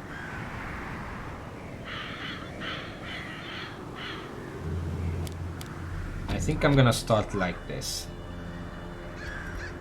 Because, as I said, her accuracy is 115 baseline. No, that's not. I want sort by rarity. I give her the Prophet's Eye. Wait, this is for 4th position. Fuck! Well...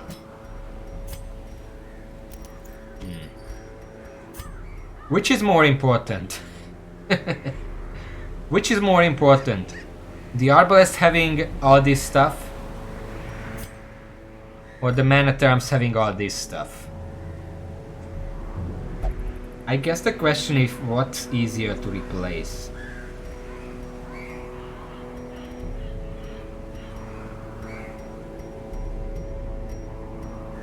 I think what the Man at Arms really needs is healing received. I don't think I have independent rare trinkets for that. There should be some that are lower class, but not sure if that's enough.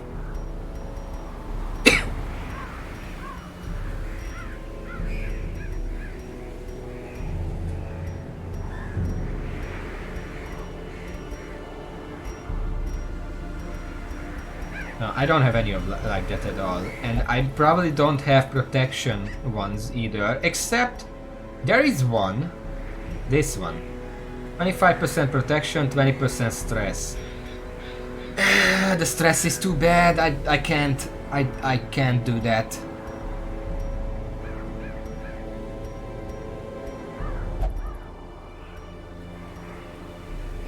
Raven, what do you think? What's more important?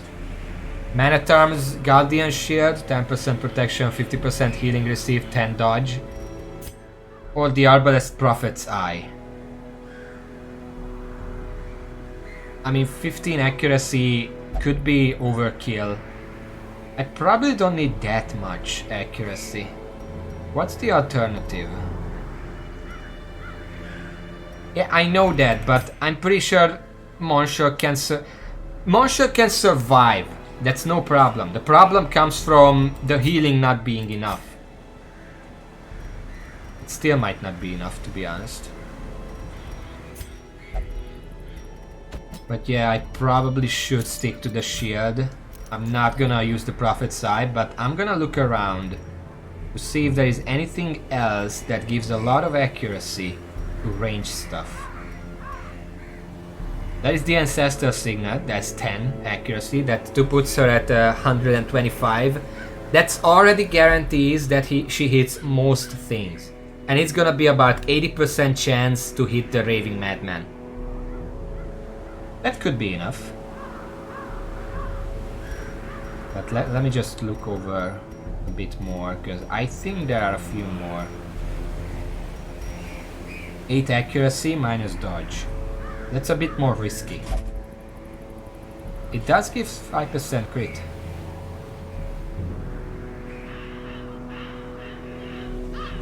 Like if I do this and this, it's 28% base critical strike chance. Plus 9, so 37. That's pretty good. The dodge is atrocious though. You know what? Let's not risk it. Let's go for accuracy. I don't care about the crit. The extra protection is gonna be useful. This is what you get. You get the standard stuff. And I didn't actually decide on the last throw. I put the leper here. The leper could really use some accuracy actually. But Coyote isn't really available. Cavalier isn't really good here. Bond Wheel. I need a very like burst damage first front position. That's Mariage. That's gonna have to be Mariage.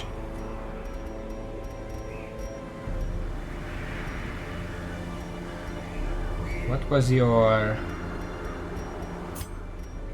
8 accuracy, 3% crit, as opposed to that 5-10 damage.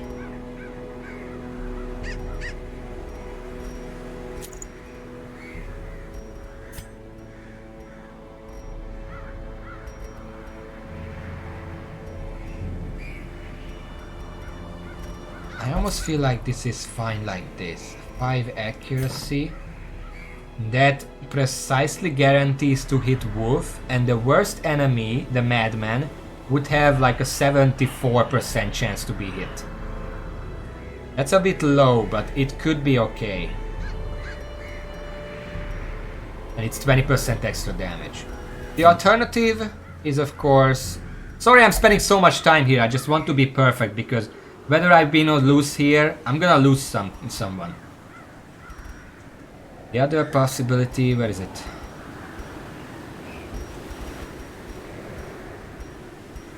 I'm fucking blind, where is it?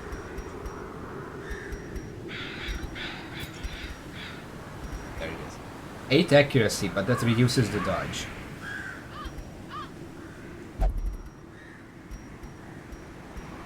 It's also 20 stress. Also this setup doesn't reduce any stress whatsoever, which is a problem.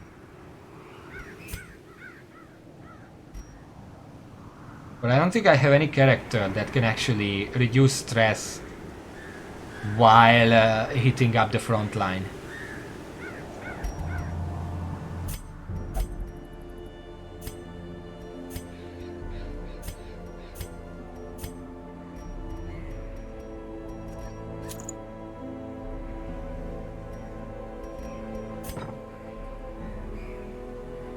This is probably the best I can do. I can still bring Intimidate. That can still help a little. What do you think, Raven? The stress is gonna be through the roof, but I can't really do anything about that in this setup. Also, I just realized... God damn it. This is not gonna be... The Arbalest... I can't bring the Arbalest. Because the Vestal has to be in 3rd position to be able to solo heal. Okay, you know what? Fuck it. I'm dumb. I just don't listen to me about anything. Give that shit back. Get out of here.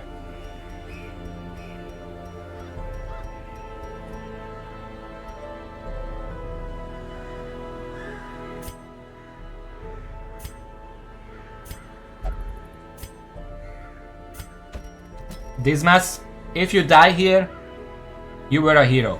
But I have to bring you. You need accuracy. What was it that I gave the other person? Wait, what's your base accuracy? 105. You need a lot more accuracy than that. This is 5. These don't give any accuracy. Can't use that. It's only 10. I need a lot more than that.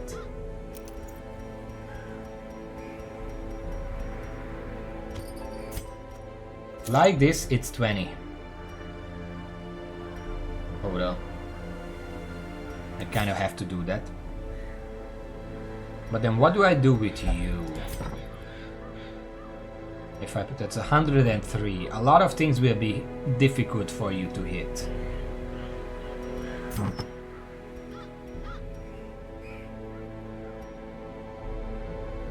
-5 minus to debuff resist, move resist. Do any of the enemies actually use those stuff?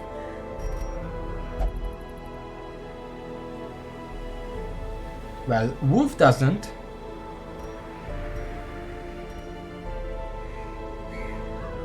Well, let me put it here for now. Let's see. Uppercut, slice and dice, those kind of things can move an ally. What's your resistance to those? 190.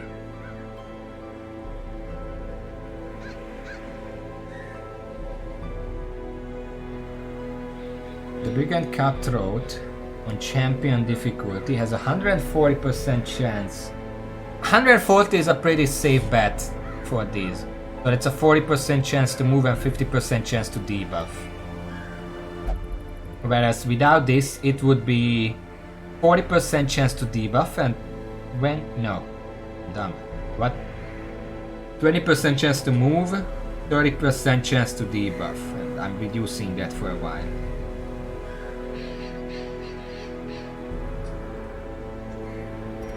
Do I have any other options? You have the Sun Ring. Having more Sun Rings would be perfect, but I don't think the store actually sells that right now. No. Kind of rare.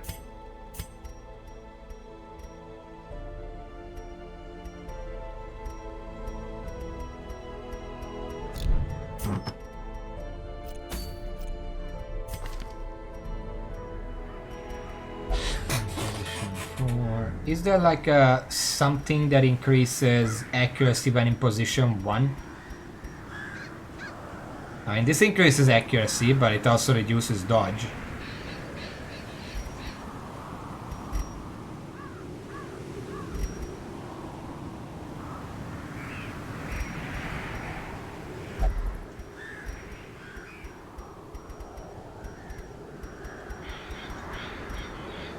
Looking over one more time.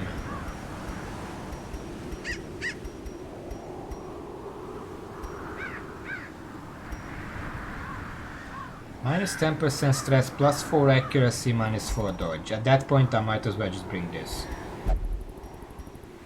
Yeah, I think this is about as good as it gets.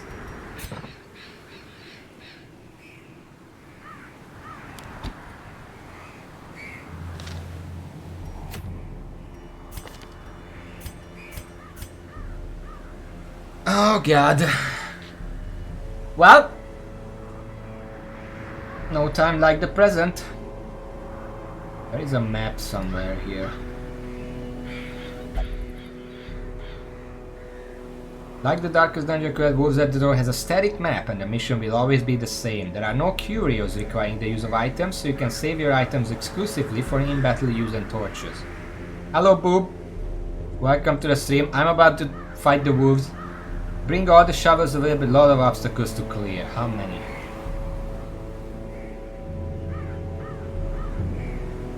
There are 7 rooms in this mission. When you begin, you are given a choice to go up, left or up, right. Either room you pick, you will get a choice of going to the side or continuing up. You go up, you will find wolf, while the side path leads to treasure. There's a treasure room. I don't care about the treasure, fuck off. Very likely find ancestral trinkets. Oh, maybe I do care about it. But first, wolf. Which makes this errand pretty worth it. It is recommended to go back for the left treasure room after you defeat Wolf. The map will really shape continuously, just like da da da da da. In addition, there is a secret room in the upper left corridor with one of the squares. Alright.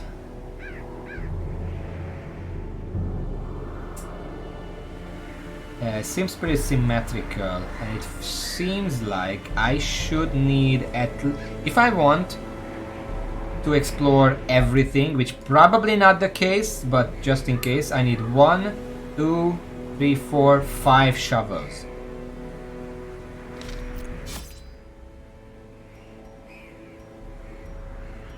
I can only bring 4, so it's kind of a problem. Well,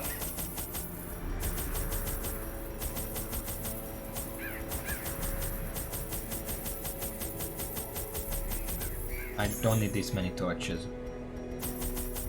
I'm gonna bring all the food I can though, because it's healing out of combat.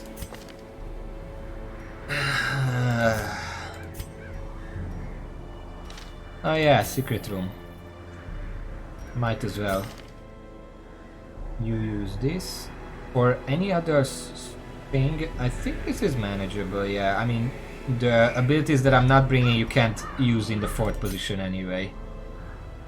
Here the stealth stays because on the way there might be enemies that have stealth, and then I'm gonna swap over to judgment just in case. You are good like this, and I think you're gonna be good like this for Wolf as well, because you're mainly gonna just be spamming pistol shot. And you're okay like this. I don't know what you're gonna be doing for Wolf, but this probably intimidate. Okay. We don't need scouting. Okay.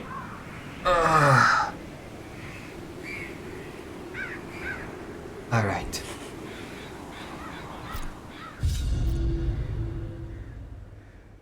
The Wolf has rallied his men. Push through the brigand hordes, defeat him, and restore some semblance of safety to the hamlet. Okay.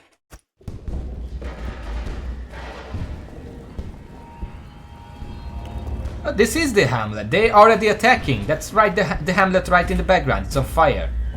I'm not preventing it, I'm just here. And if I don't decide to fight them, then I'm just chilling in the tavern while they rip the town apart. Alright. But it doesn't matter where we go here. It's a symmetrical. So I like left. And there should be a fight right here. Yep.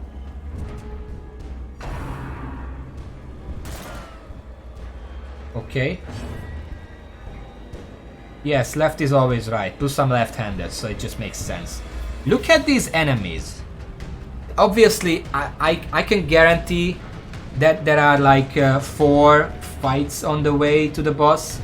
Every single fight is gonna have harder and harder enemies, but these ones are basically the starting enemies. These are from apprentice missions. These are not gonna be a problem.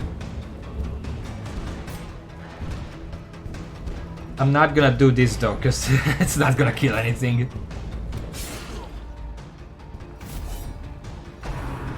We're going for riposte, precisely for that purpose.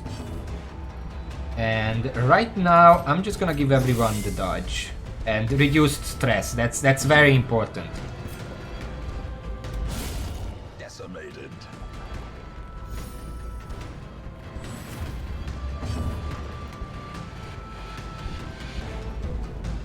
I love this music.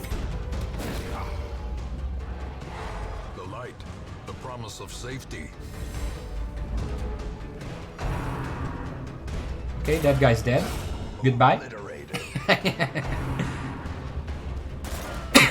I'm dodging everything, but let's not be too... Their formation is Oh, what's the word? Cocky. Because again, these are apprentice level enemies. The further I go, there's gonna be a fight on this little square over here. Also, there is a thing right here.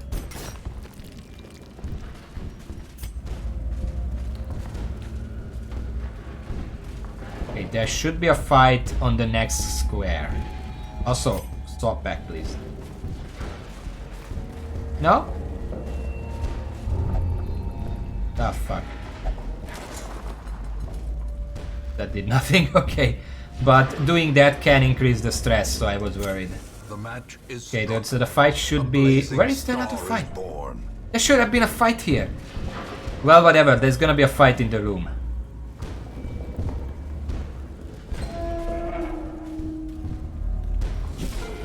Okay, and there is the Raving Madman. He's the big danger. I also don't like the dog, because he can apply... what's the word? Disease. But I do want to destroy the Madman first. And you can see he has 41 dodge. It's curious that with his 11 speed he didn't go first, he goes third, because I can guarantee... Actually he went fourth, because this is my Dismas is third. I have about a 20% chance to kill him in one shot. I could set up riposte, but that's less... Actually...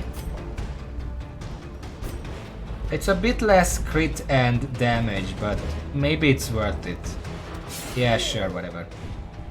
I just want to get rid of him as soon as possible. He's gonna accuse my leper. He has horror, but that's why we brought the laudanum. That's not gonna do anything for me. Meanwhile, the leper is gonna kill the dog because I don't want to deal with diseases.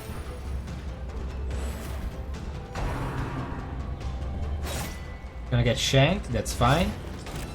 We can handle the bleed.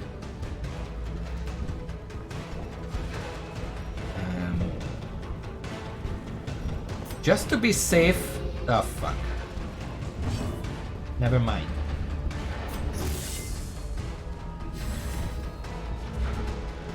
Because he's gonna go first, guaranteed, and I wanted to prevent that with the debuff. But if he's only gonna be applying stress, that's fine.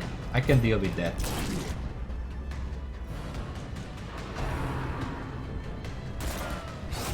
The leper should be... well, maybe not. I'm gonna do a party heal just in case. The leper might miss the madman. How quickly the tide Ow. turns.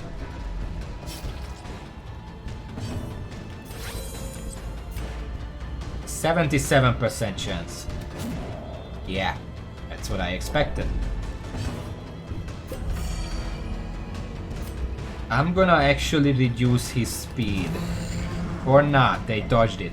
They dodged my yell. He gets another turn. Doomsay. That's annoying. Nobody cares except the leper.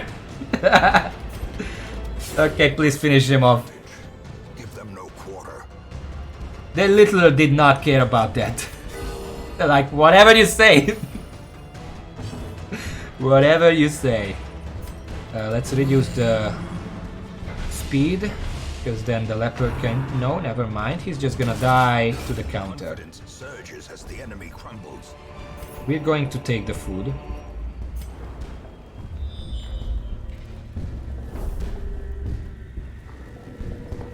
Okay, so Wolf is right here. And this is a treasure room, but there is also a fight on the corridor. There are two fights on the corridor here. I'm gonna go and destroy Wolf first and then see how my team is faring and then decide if I want to go treasure hunt. Because if these are the kind of enemies I have to face for the treasure, then I might just be fine. And some ancestor trinkets would be very good, like if I could get some... Can you get Shambler trinkets here? Da-da-da-dun-dun-dun.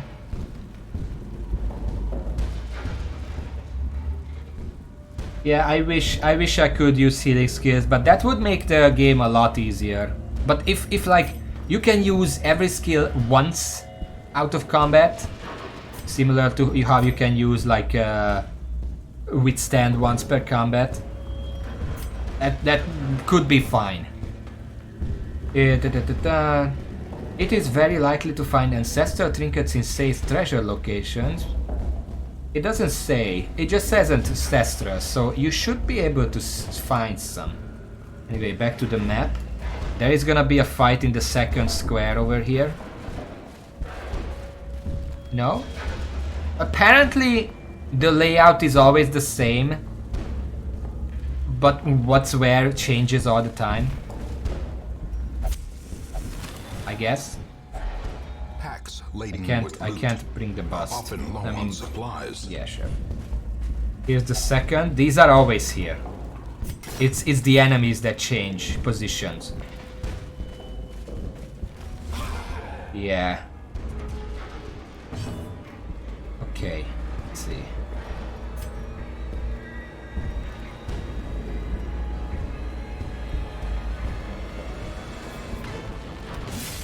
Kinda want to kill the big guy first because he can cause stress. A dizzying blow. And I don't want to deal with that.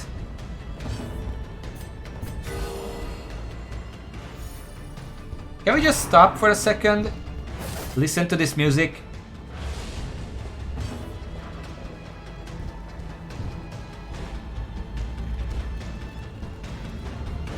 Love the violin. Makes it really epic sounding.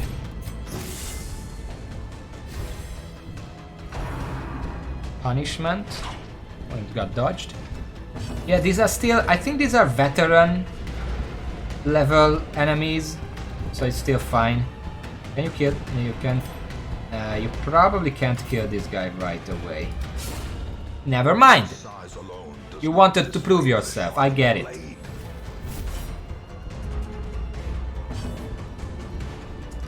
Let's heal another time. Sedated.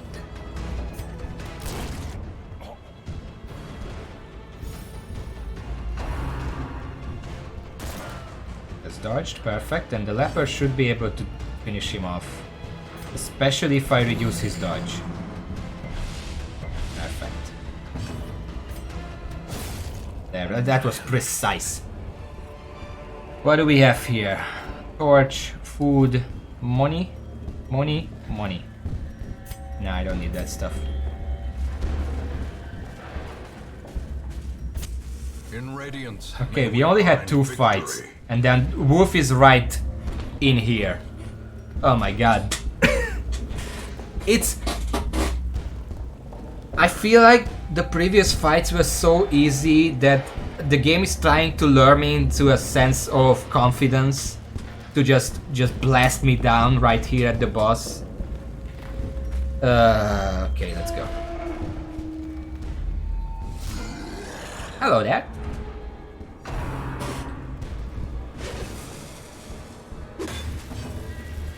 Okay, I mean that's fine.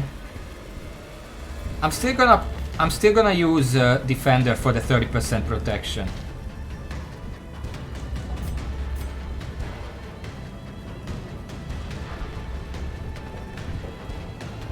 But I kind of have to use Duelist Advance here. Also, I didn't swap this out, but whatever. Or this, but whatever.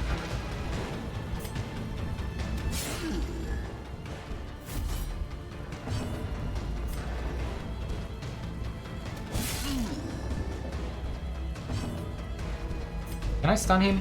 Can you stun him? You have like 130%, so there's 30% chance. You don't have anything else to do. Might as well try. Yeah, that's what I expected. There they go. I'm actually, since if Wolf targeted anyone else with this bomb, I would be using Guard now, Defender. But since he targeted the Man-at-Arms, I can afford to take a turn to give everyone plus 10 dodge and minus 20% stress.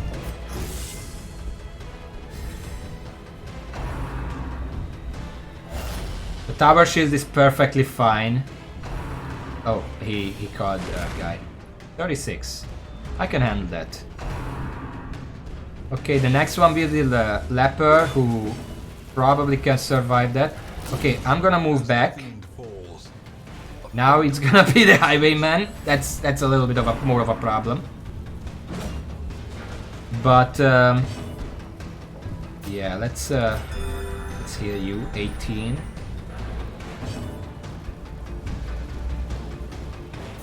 I'm gonna intimidate you. That's good. Because whenever he does anything, well, except Warcry apparently, he summons more enemies.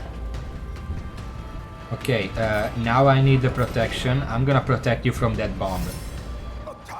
Pick it up and just hug it close. Time's up. 11 damage. I can easily manage that. That's because of the 33% debuff.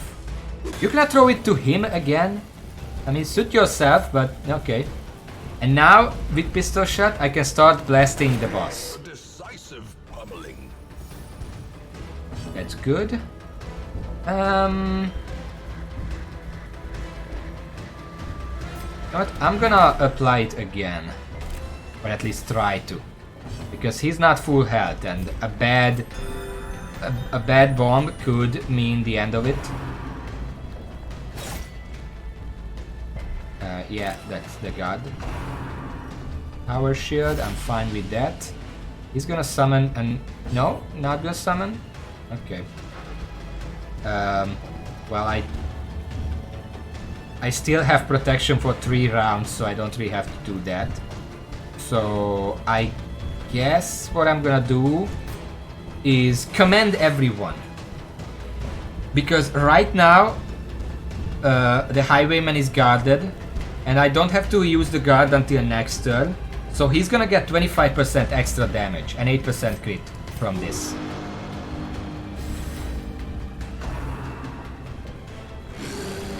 Dodge the war cry. This is... Time's up. 25. Okay. That's good. Again? Oh, he missed. Okay, it's still it's okay. I really need to apply it again. He resisted it again. Well struck. He has 54 health. This is the danger because Wolf, the bomb is gonna do max damage now, and I can guarantee that a Vesta is not gonna heal him to full. 18. So 45. He should be able to survive that, but it's still dangerous. Okay, what are you gonna do now?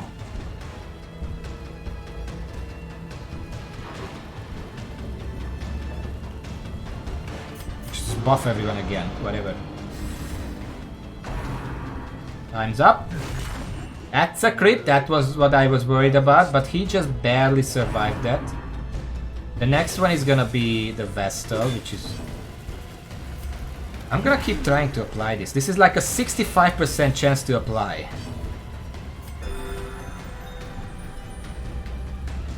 That's very little.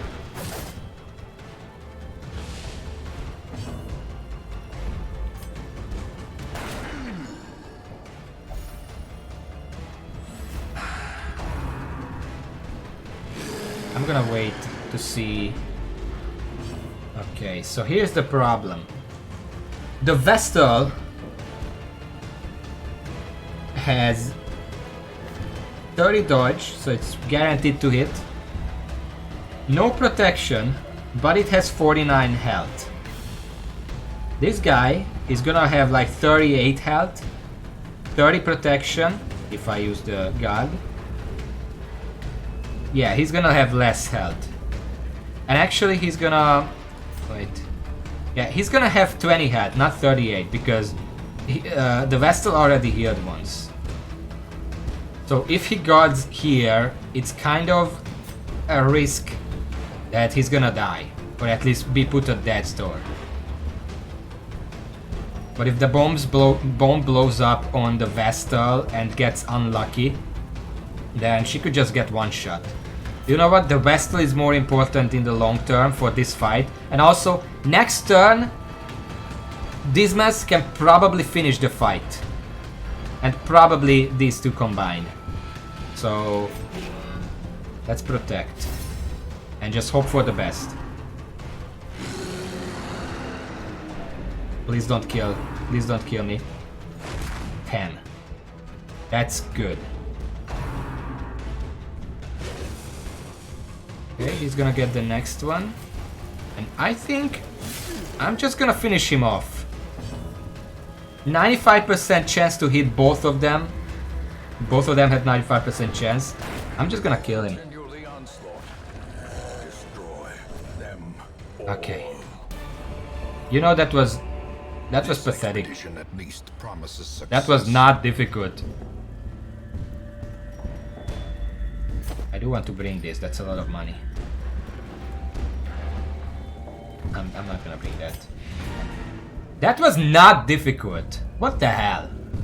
I expected like an epic combat. I just killed it in like 6 turns or what? I didn't check. I'm gonna stay. You know what?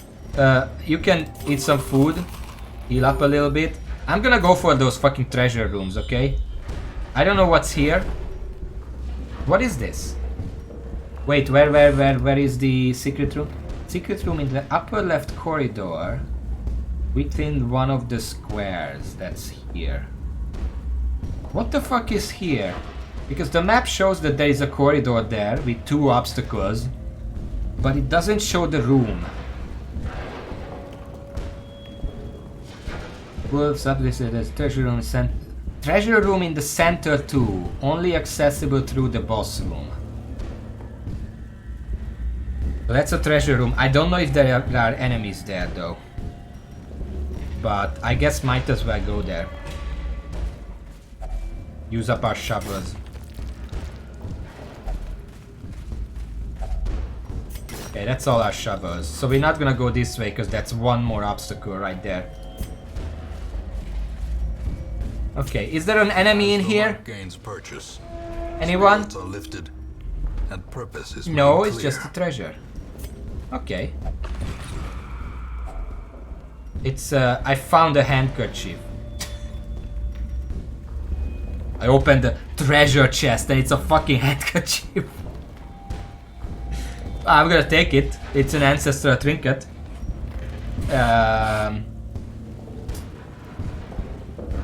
I need the key. I don't need the busts. I'm gonna take the gold. Okay, now I go back to the treasure room.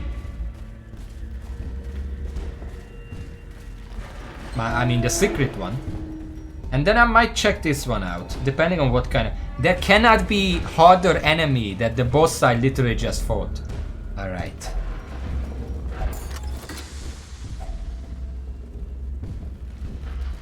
Well, this is not what I expected. I guess I'm gonna take the deeds and bail. That was a bit more underwhelming than I expected.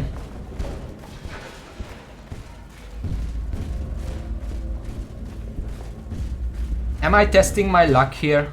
Should I not be going around? But ancestral trinkets, if I can find the ancestor's map, I would be set for the rest of time. I mean, the darkest dungeon doesn't actually need that, but still. The way is There is a lit. fight right the here. path is clear. We require only the strength to It's follow another. it. It's a normal madman. Ah. And his attack proves that words can indeed hurt. The birthplace of dread. Before the dog gets to apply a disease, let's just take care of that. You can take care of... Ah, fuck.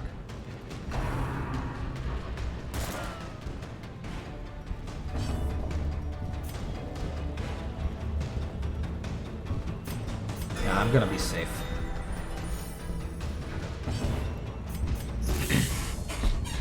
But what I expected the side rooms to have other enemies because that's where the treasure is. These are pathetic. Like even the madman is just a normal one. He's not even raving. What kind of theme park is this? He's just talking shit at me and that's it.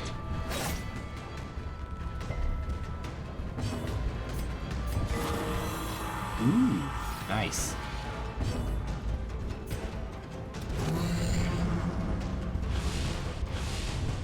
I came here to see a raving madman, and gosh darn, I'm not gonna be satisfied by this one. This is an imposter. This is... I want my money back. Can you kill these guys? No.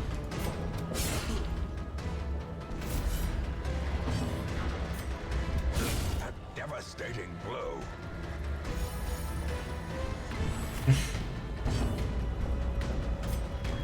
I came here to be scared and I'm literally toying around with the enemies.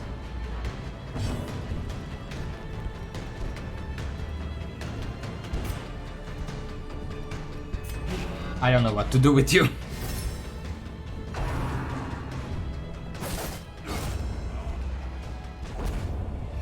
What is this? Torch below, torch below, torch Triumphant below. pride precipitates a dizzying fall. Oh, that's fine. There should be a fight in here as well. And then that's a curio, that's like a treasure. Yep, it's... Oh, it's a raving madman! Finally! What I was looking for. And it's also an infamous bloodletter, which is one of the strongest enemies. He has less dodge than the wiki told me. He's supposed to have 25. Did these enemies get nerfed at some point?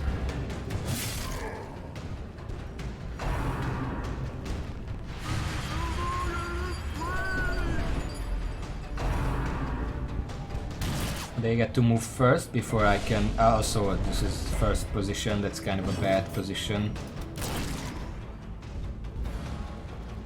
But goodbye then.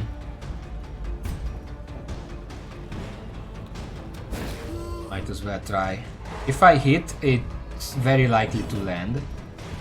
Because his stun resistance is not that much, but his dodge is astronomical. He's also supposed to have like 44 or 45 or 46, something like that. Dodge.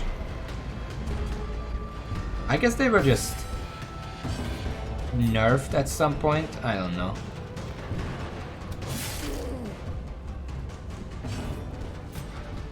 Now you can finish him off. Executed.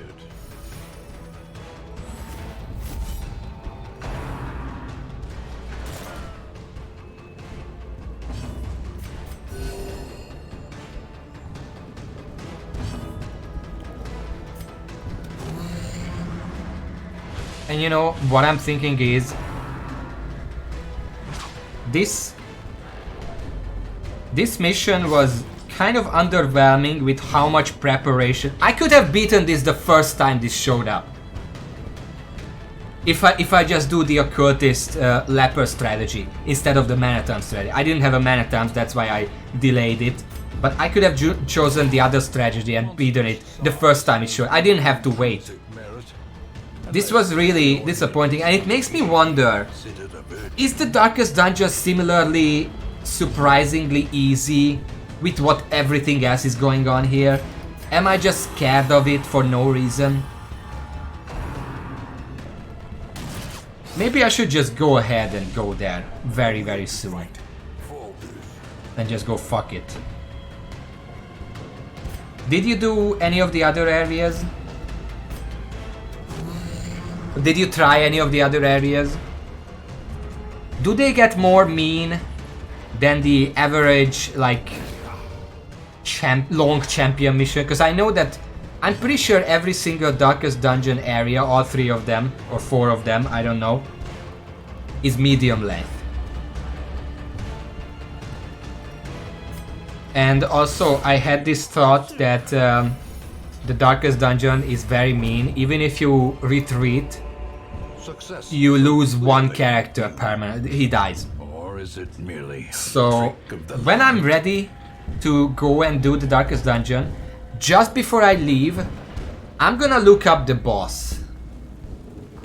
Because if it has some bullshit gimmick that there is no way I would be able to guess and it just destroys me because I was supposed to send some chumps in who can scout out the boss and then level up whoever died and then whatever, I'm just gonna cut out the grind to level up the scout and just look what they do. It's a bit of a cheating, but I mean, at this point... Okay, that's a wounding. This is shit. This is shit. What the hell is this? Wounding helmet? That's not even a good trinket. I mean, I used it for a while, but it's not a good trinket. some busts and some gold. Okay. Yeah, it's worth money, that's why I'm bringing it anyway. But yeah. I guess I'm gonna go and just mine up the last obstacle by hand, because I don't know how, I think it gives me like 25 stress each, but after that I can still keep going. Check the other treasure room, and if things get bad I can still retreat and then leave, because I finished the quest essentially. I'm just here for the treasure. I'm looking for an ancestral trinket. I got shit so far. I got 2 very rare ones that are very bad.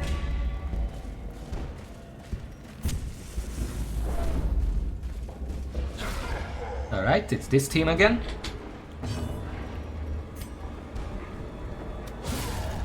Okay. What the fuck? Turning point. Okay. Okay, well, I guess that's that for this encounter. This guy's gonna rush at him. He's basically dead already.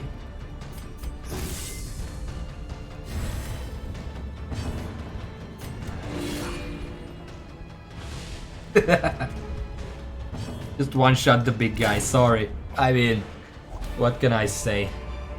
A lot of busts, but I don't really need them. To the task's end. And I'm gonna have to hand dig this up, yeah. Without tools of iron, you must That rely on flesh. Wasn't and even so bad. indefatigable purpose. That was actually kind of good. Stashed heirlooms, don't Glittering need. gold, I mean, this is literally Hamlet. I'm looting my own stuff here. pouring blood. I don't know what's going on, but I'm looting my own stuff here. This is the Hamlet. This is literally, I think this is literally Hamlet. Looting my own stuff. There should be a fight in this room. Yep. And there's a raving madman again. He's gonna move first. He's gonna doomsay. Mess me up a little bit. Not many care at this point. Please don't disease me. Okay. Blanket fire is annoying because that also gives some stress, especially if one part crits. Let's stun the madman just in case. You killed the dog.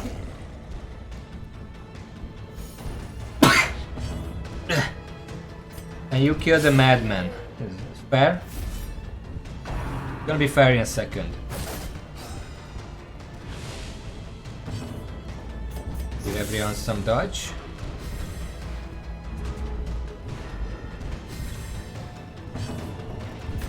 Okay. Leopard, can you beat the madman? I don't want to let him do that thing again where he talks. But never hidden.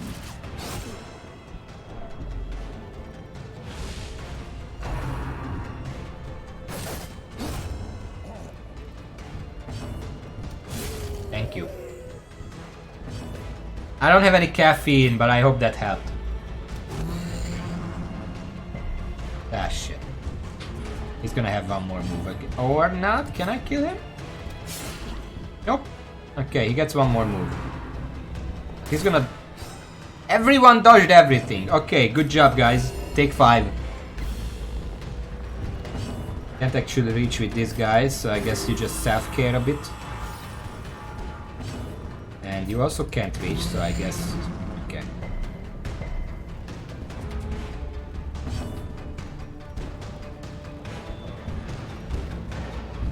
You know what? Screw it.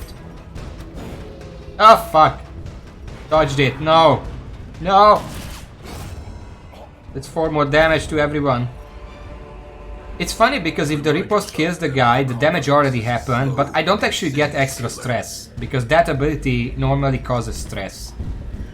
Doesn't happen if he's already dead. Okay, and there is the last one. There should be a fight on the corridor and one fight in the room. There it is, another normal madman. And also my fucking... guy starts front. No. Another abomination cleansed. He can't do anything now. But the front guy is stealthed. Guess I'm just gonna move back. without dealing damage. Let's give everyone some stealth. That is to say dodge. And can you stun the madman, please? I don't want him talking shit. He has 20 dodge. Fucking Vestal has 80% chance to hit him. Okay, now we can kill him. This is a normal enemy, so it's no problem. Blanket shot is problematic, but again, it doesn't cause a stress because it's a normal enemy.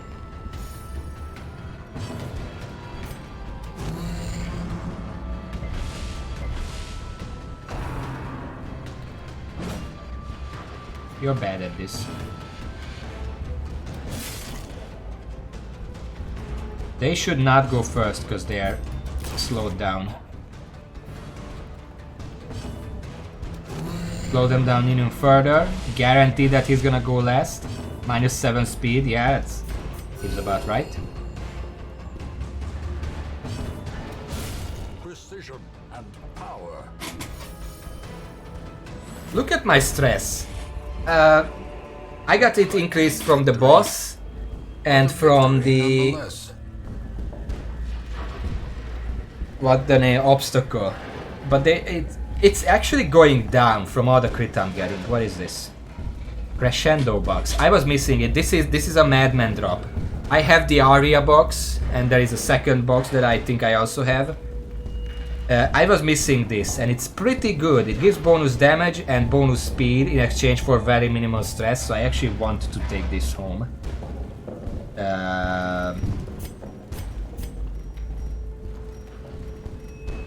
I guess throw out the deeds. I don't need the deeds.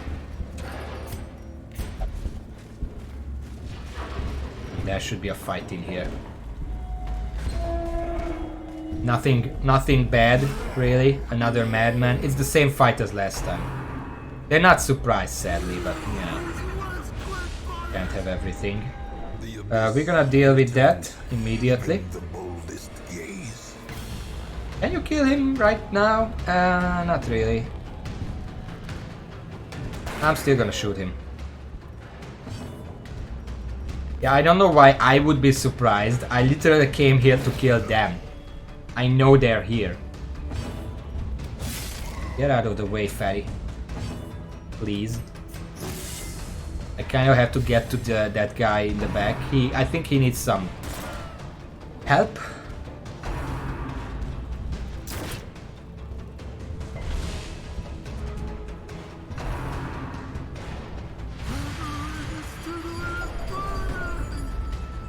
Okay, this mess is getting a bit close.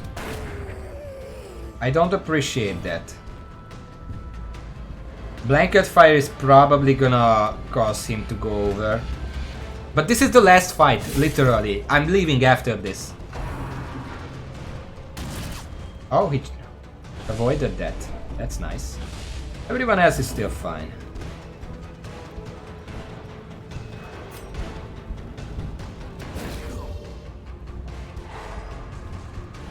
We're just gonna prevent that real quick.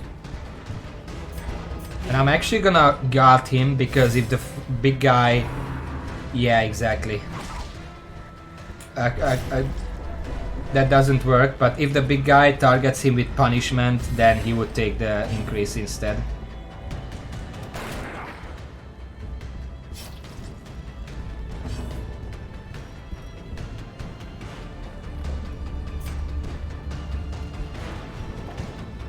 Yeah, this mess is gonna go crazy. There's not much I can do about that. Might as well just make sure everyone is healthy.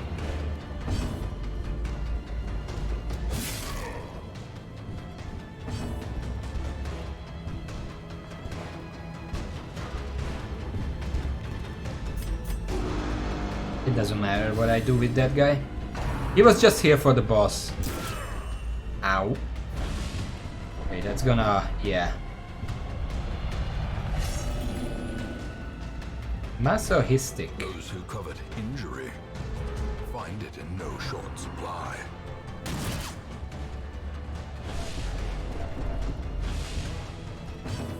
What does that do? Reduce everything, max HP reduced, dodge reduced.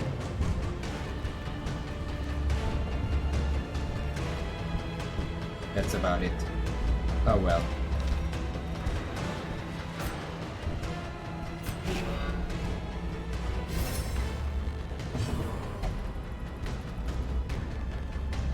Yeah, that's the spirit.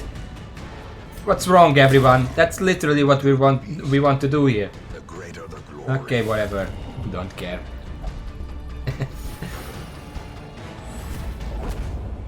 Okay, might as well take what we can. Oh, there's a shovel. That would have been nice earlier. Mud. And that is an ancestor's portrait.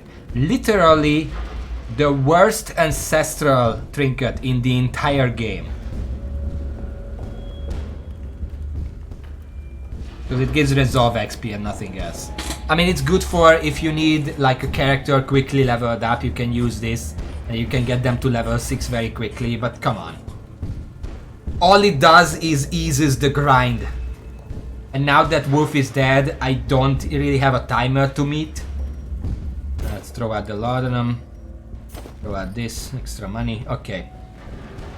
So this was kind of insane, but that's literally Can I just point out, Wolves at the Door was presented as such an insanely difficult, darkest expedition. Nobody even got to Death's Door, not even close. Okay, let's leave. I didn't get anything. I mean, I got what I brought, 7,500. That's pretty good. Yeah, I don't know. That was a cool battle cry. I don't know why everyone else got stressed about that. That's literally what you want to do here. You know, you take a finger, I cut your fucking head off. That's how it goes. And also, I got Wolf's Tassel. 20% damage versus Mark, 10 accuracy versus Mark, plus 5% crit versus size 2. That's a really weird trinket. I mean, I guess I could give it to a highwayman or a bounty hunter or something. But 5% crit versus size 2, it's a really weird one. Okay, well, we got it. And monster got a disease. Awesomeitis, I bet. Replaced Warrior of Light. It's not a good trade-off, but it's fine. And it disease resist. I'm not gonna say no to disease resist. Hieromania. That's probably bad. Hieromania. Here, It's an A tier one. Not easily counterable and punishing if you ignore it for too long. Whatever. God-fearing and lethargy. You know, he had like 4 bombs explode in front of him. I'm not surprised that he got a bit sad about that. Don't worry, we'll fix that. Let me share with you the terrible wonders I have come to know. Alright. But first... one shell. Just... there we go. Then, we have to deal with all this stress, because we did get a lot of stress, but mostly after the boss. What do you like to do? Whatever. First of all, give my trinkets back, please. Thank you. Gluviette. Bad Gamba, the spray, I guess. Mariage. You're not gonna pray. That's very expensive. You're not gonna do it. I don't know. Why is it expensive to just whip yourself? They just go to a room, lock the door, and start whipping themselves. That's all they do. What does 2,000 gold about that? Anyway, just drink. Whatever. Yeah, bandages are like 50 a piece. I bring them to missions all the time. They're not expensive. Let's see. This. Anything good here? Average killing incense is actually pretty good. Sadly, I'm a bit beyond having it. It doesn't give accuracy. Early game this would be really good. At this point it's not so much.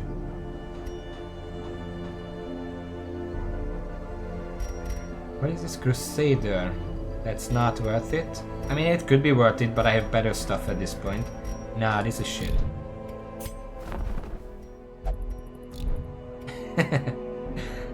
Yeah, I guess I shouldn't question their methods. I don't live in the hamlet. I'm a noble. I guess I live in the hamlet. Okay, let me just look at something. Let's see. Oh, look at that. Huh.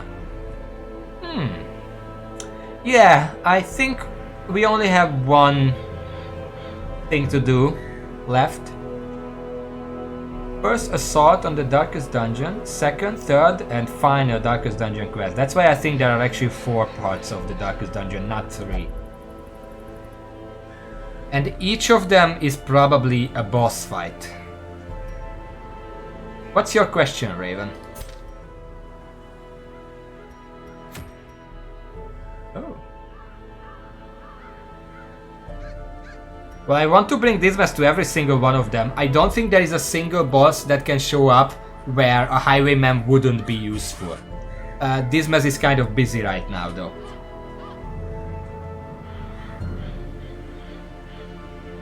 I don't remember. This is week 132. I play a bit slow and careful. We've been here for... You know, just a note. We've been here for 2.5 years. Whatever is in the darkest dungeon has no interest in coming out. Maybe we should just leave it. Maybe we should just leave it be. You know, live and let live kind of deal. Oh yeah, never again. Yeah, I forgot about that. Never again. Whether heroes who have completed Darkest Dungeon quest may re-enter the dungeon. Strict may not enter. Permissive may enter but will be stressed out. So yeah, I guess Dismas is going to have to wait for the final assault. Is it 4 parts? Tell me if it's 4 parts or 3, because I have to know in order to bring him. 4 parts, yeah. So he's gonna come to the 4th part, probably. Right now, what I think is there are a lot of important people. You know what? I think this is time for me to check the first area of the Darkest Dungeon on the wiki, because that's the next. Although, there is an Ancestor Pistol here from a Long Champion mission. I still have time to finish this, potentially get it, because this is what I've been looking for. Because, you know, I gave the Signet Ring to Dismas because I needed the accuracy. But if I had this Ancestor Pistol, it's 15 accuracy or range skills. Which is primarily what he uses against bosses. Against normal enemies, the riposte also gets used a lot, that's melee. But against bosses, pistol shot is the way to go. Yeah, I remember what happened last time, but that was also my first champion mission ever? No, it was not. That was a medium one. What are the other ones? Wrathful Hat, Musketeer. Okay. Holy Orders. Tough Ring. Another Ancestor Pistol. I guess I can choose whether to go to the Weird or the Ruins. The Ruins are probably a little easier though. Book of Sanity. And another Ancestor. You know why this is? I actually realized the Ancestor's Pistol is the only Ancestor Trinket that I'm missing that's not from the Shambler. That's why that's the only one showing up here. This is an exploration mission though, so that's a step better. I probably should come here. But before that, let's check out the Wikipedia. The first step of the Darkest Dungeon, called We Are the Flame. We Are the Flame.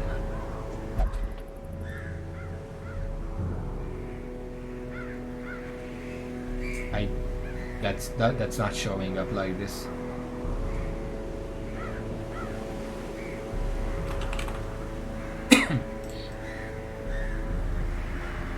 Darkest Dungeon location. We Are the Flame. I'm not gonna read anything else. Just this. Let's see. Your main threats on this quest will be high stress damage and heavy bleed attacks. Pack bandages and bring at least one hero who can heal stress damage, such as Jester, Crusader or Handmaster. Well, we have a Jester here ready to go. We also have a Handmaster here ready to go, and the Crusader ready to go. So I guess it's gonna be one of you guys. Noofmarch, Cavalier, Bondwheel, draw fates, I guess. There are no enemies here with blight attacks, so you can safely leave the entire enemies behind. The map layout is more or less mirrored throughout. Just keep walking to the right on the map, and you'll eventually find the Shuffling Horror. It's impossible to get lost or walking to the wrong room. The first few battles will give you a general idea of what you will face. Again, expect heavy stress and bleed. Come prepared to manage them, and try to end fights as quickly as you can. That kind of goes counter to bringing a Jester or something, but I guess, yeah, sure. The Shuffling Horror is a stronger version of the Shambler, which I already love it, and can summon enemies like the Cultist Priest and Defensive Growth to assist him. Cultist Priest, I know what that is. That's the guy who causes stress. I don't know what the Defensive Growth is. That's because it's brand new.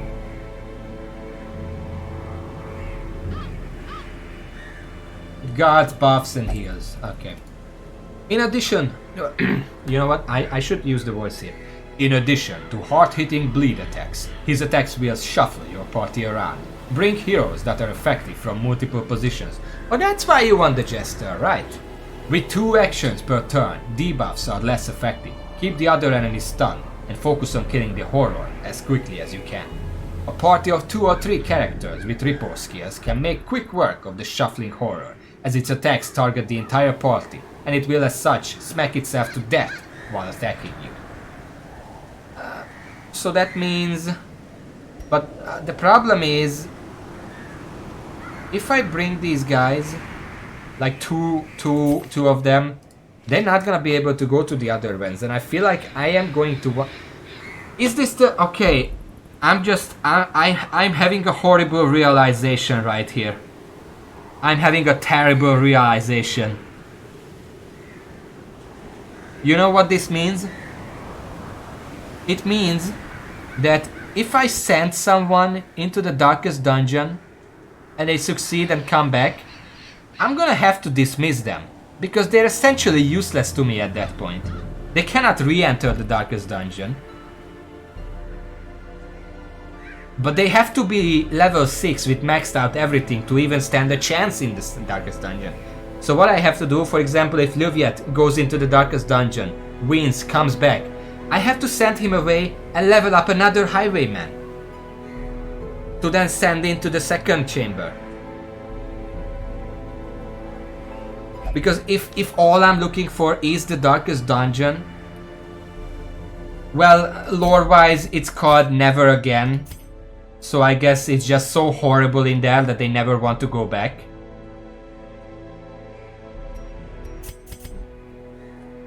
Probably it. But yeah, that means there is a very good reason.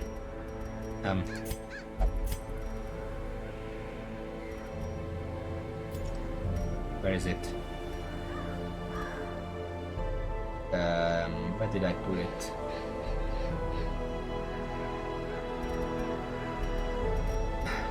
I lost it. No. Wait, is this a... No, it's not. I don't know what it looks... Oh, there is it. Ancestor's Portrait. There's a very good reason I got this trinket when I did. Because... considering that I'm gonna have to send away people that are maxed out, both in terms of levels and in terms of equipment, and that's a lot of money. So I sent him away, and I have to level up another character, and that's why I have the Ancestor's Portrait, to make that faster. And also, can I just side talk a bit? Look at the Ancestor on this portrait. Look at his fucking face, or lack thereof. I don't know if that's a foreshadowing or something, but yeah, that doesn't look like any person I've ever seen, unless he's on a festival right now and he's wearing a mask to blend in because it's a festival, like a February festival or May Day or whatever, and it's just having fun. Sure, let's go with that. Yeah, okay, let's keep reading. On the other hand, having to send away every single character that technically means that I can easily just bring Hewitt and Roll in, and then just hire another highwayman, and then together I need 4 characters to level anyway. I'm gonna have to send away a bunch of people. I'm gonna have to send away 4 people and then hire 4 people who level up and go to the next dungeon. So I can use 2 highwaymen, 2 highwaymen, 1 man-at-arms, and probably a Hellion. Wait, no, fuck, I need a Vestal. And I also need the Jester, fuck.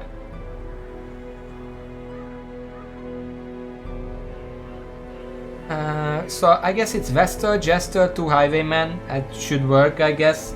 Let's keep reading. Blah blah blah. Multi-positions. Yeah, that works for the... And the Vestal is the only one who can't reposition, but the others can, so it should be fine. Da da da. Part 2, 3 seconds after that. The rapturous cultists are harmless on their own, giving you a chance to heal, de-stress, and buff your party. However, as of the Color of Madness update 2, cultists now will summon reinforcements that player takes 2. Do I need the DLC for that? Because I don't have Color of Madness. 2 cultists now will summon reinforcements if the player takes too long to finish them both. Yeah, but it says that since the Color of Madness update, I don't know if they updated the base game with this change, or if it's only part of the DLC.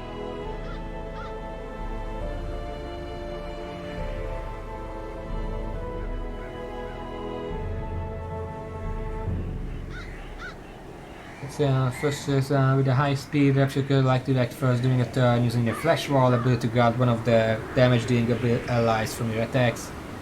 Of their allies who are being guarded, they use their Flash to Flash ability and do most, if not all, of the damage your heroes have done. These 2 abilities make them a great nuisance, blah blah blah blah blah blah blah.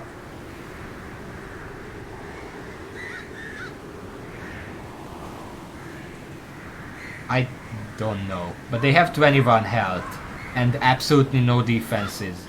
So I should be able to either stun them or just kill them outright. Okay. Recommended classes. Jester, Crusader, Occultist, Abomination, Bounty Hunter, Hellion, Grave Robber, Highwayman, Man-at-Arms.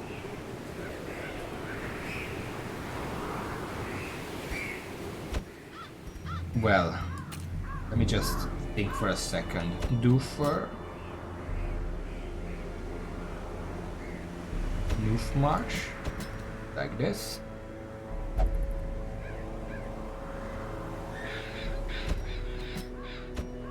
I mean, I can do this. The good thing is, if every time I bring a Vestal and I send it away, the leveling party will have to have a Vestal to accompany them. So that should be fine. Should I do this right now? I have 1 more hour of the stream left. Is it a bad idea to just go and do this right now?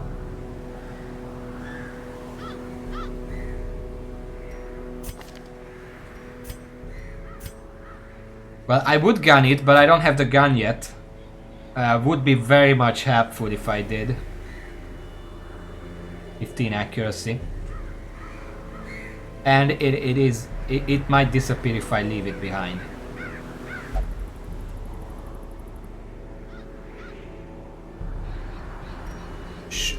Okay, well, you guys decide for me, if you will. Should I just do the first level of the Darkest Dungeon right now? Should I go and grab the Ancestor's Pistol? Because I feel like I'm going to burn through a lot of Highwaymen trying to do all 4 levels of the Darkest Dungeon. Okay, I guess that's what I'm gonna do. Yes.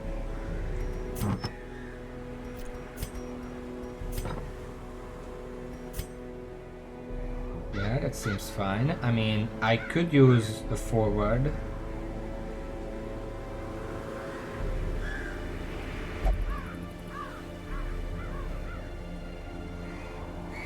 Like this.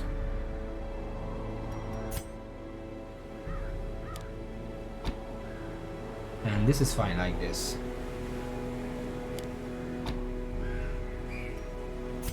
It is medium. I don't know why it's medium, but that does mean that I should probably look over these things. And I think I should go with unparalleled finesse, so I'm gonna have to unlock that. Yeah, we're gonna spend even more money on this guy.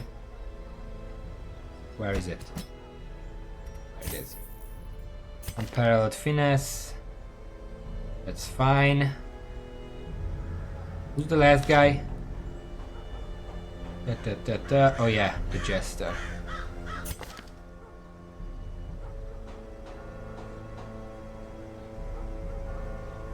This is fine like this. Well, maybe I should bring Encourage for everyone or Pep Talk to be able to handle it. Yeah, two Encourage, 2 Pep Talk, that seems fine. Everyone is maxed out, just checking. I think the Jester is not actually maxed out. Yeah. He's missing some. Okay, Jester, Nufmarsh. There we go. I have a lot of money, so actually leveling up these characters is not gonna be that problematic, especially since I'm doing missions while leveling them up. Alright. I'm gonna get a Hero's Ring, which is trash, and Talisman of the Flame. I have no idea what that is, but I'm gonna check once I get the first bits. Okay, so this is what we're doing. If a Darkest Dungeon quest is abandoned, not all heroes are guaranteed to survive. Someone must sacrifice themselves to hold off the fiends during retreat. Before I do that, let's just... healing items real quick. And you... I have 3 fucking Dark Tambourines. Just fucking sell a few of them. Anyway. You're just gonna bring this, because this is useful for you. I don't need scouting chance on any of these areas. Your primary job is going to be stress relief, and I really wish that at any point during the game I even saw a light tambourine, because that would make it more likely to... It would be better, just in general. I don't think you can actually lose trophy and ancestral trinkets, because if you lose them, they just come back the next week. So it could be good to bring some of them. What type is the Shuffling Horror? Adrich. Yeah, I could have guessed that. I guess.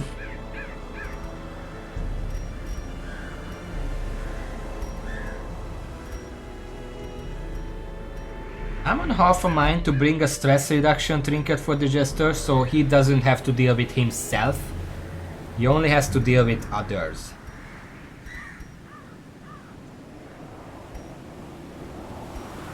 I don't know if I have many of those though. The ancestral trinkets are always increase it by 10%.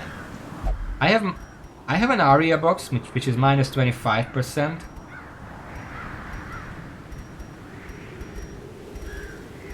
Probably that's it, because I don't have many others. There was one more. Well, the Solar Crown also, but that's just a worse version of that. There was one more that was about stress reduction. Maybe it was class specific. And it wasn't that one. It's probably class specific. You know what? You get the Aria box. You are going to need some accuracy. But I think a Sun Ring would do you better. I mean, one of you is going to have to bring the Signet Ring. And the other is gonna bring the Sun Ring, probably. And then you have bonus damage, so I would rather give you the stress reduction trinket. So you're less of a problem for the Jester as well. And you...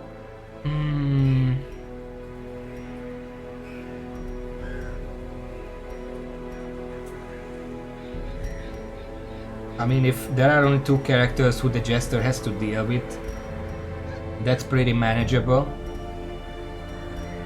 I think you're gonna be a damage dealer. And you start in the back, so you can immediately riposte. Am I seriously doing this? Yes, I understand the risks.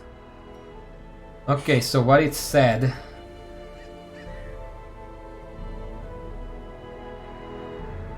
Da-da-da. We are the flame. High stress damage. At least one hero who can deal stress damage. Who can heal stress damage. Probably would be better to bring two, but I mean... Da-da-da-da-da-da-da.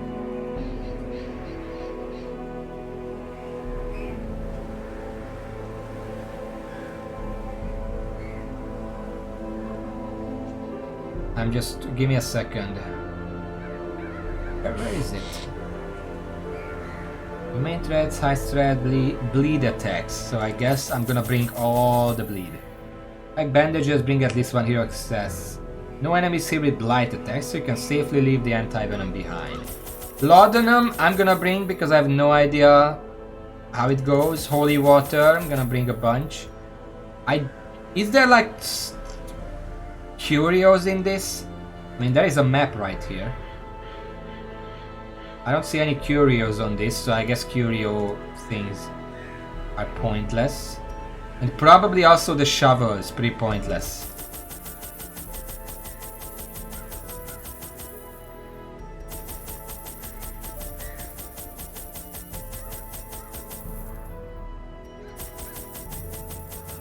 I think I'm sufficiently prepared like this.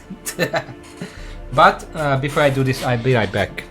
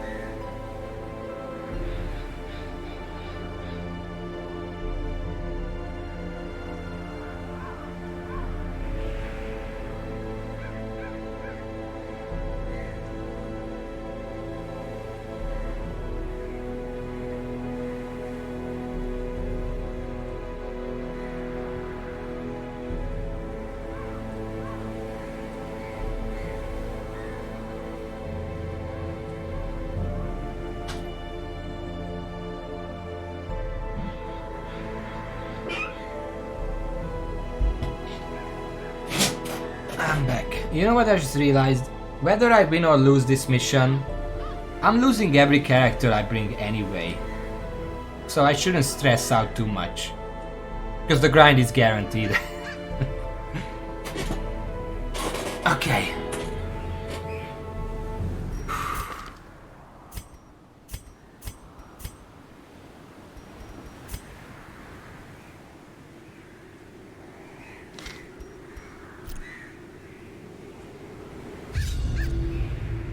Once again, the stars are right, and the manor sits at the very epicenter of cosmic unrest.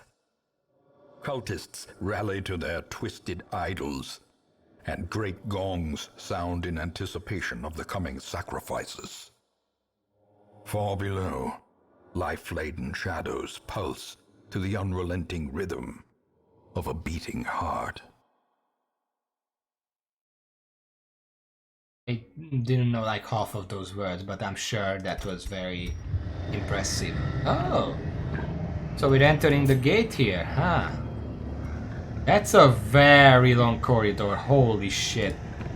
I didn't even realize. It's the only long one apparently though. Well, there is one on the end, but... The blood Alright. of the fallen blows ever downward along these titan spires. The creature fattens itself on your failures. Can I just ask, Ancestor, dude, what the fuck did you do here? What is this? I don't even know what I'm looking at. Is this the ground, the hell coming up? Or what the fuck is going on here? What did you do? Anyway, as far as I know, this area is gonna have mostly enemies that we have not seen yet. let's start moving. And let's hope that this team setup can actually deal with whatever we have to deal with. The good thing about having two highwaymen in the front is that one of them will always be able to point blank, the other will always be able to riposte. Well, no, because if one point blanks, then the other has to point blank as well. Which one of you have more speed? I guess I want you. Yeah, so you can riposte. Both of you can riposte, hopefully, to start with. There should be a fight right here, based on the map that I have here. Apparently, that's been removed. The way is lit. The path Or is it's clear. again completely different. I think require some only the things were strength to nerfed when the Color of Madness thing was brought out. Some things were buffed. Oh, hello there. So dance party. That I... okay.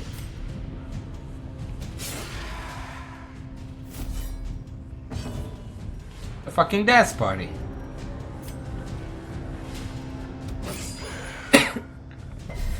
I think I heard about these guys. They don't actually have any offensive capabilities. But since the update, if you take too long, they do summon reinforcements.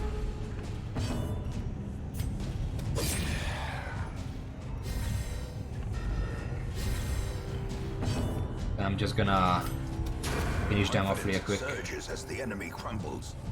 The real danger with them is when they show up with Success so other clearly enemies, revealed. because they can heal and Or is guard it and all merely that good a stuff. Trick of the light. As the light gains purchase, Oh, what is this? spirits are lifted Autist and Priest. purpose is made clear. 38 HP, 24 dodge, 7 speed. Oh, pretty average all around. I have no idea what it can do though, so I'm a bit scared. 7 speed. You know what? I'm gonna increase everyone's speed. Make it more likely that I can move before him. Because I don't want to find out what the fuck he can do. Oh, he has tentacles! Shit! Oh no! I hit him and it came out.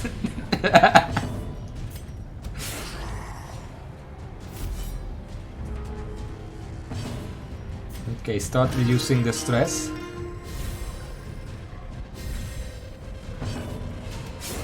There we go. Advantage. It's not that bad. Them no quarter.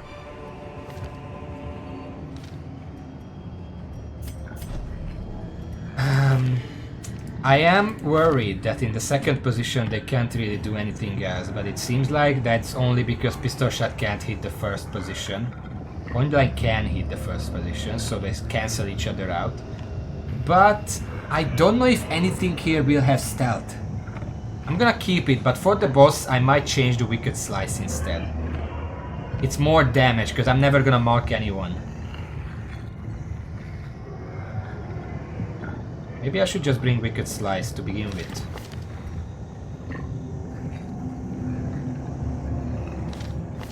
You are going to bring Wicked Slice. The other guy is going to bring Pistol Shot. Is that dumb? I guess that's kind of dumb. Nah, I'm still gonna bring it like this. Okay, first room. Fight. Did the ancestor... Oh, golden. Very fancy, but gold is not good as a weapon. I don't know if anyone told you guys. Gold is not a good material for weapons. Or maybe it's bronze. I have no idea.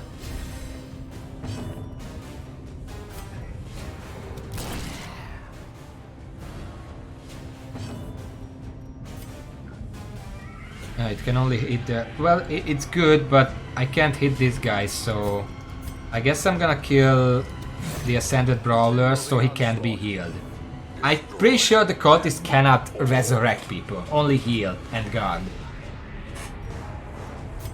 Let's see. Let's just stun him. Or not. Are those eyes on your body? I'm not comfortable with that. Ooh, nice. That's a crab thing. I think this is gonna kill the cultist. Very good. And then you can kill that guy. So far, so good.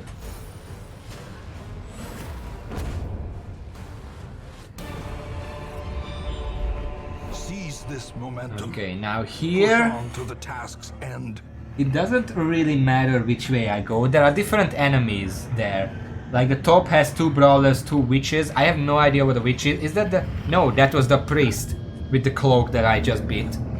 The bottom has 1 brawler, 1 priest, 1 witch and 1 rapture. The rapture is the praying guy, the dancing guy. I don't know, let's go top. Doesn't really matter. Neither of them sound very terrifyingly hard. Apparently this corridor doesn't have any fights. The match is struck. A blazing Apparently it star does. is born. With Fate's reveal that I dodged. What kind of fucking mouth do you have there? No. Don't do that. Fate's reveal also marks the target, so these guys can... I'm pretty sure they still have like random marked or whatever.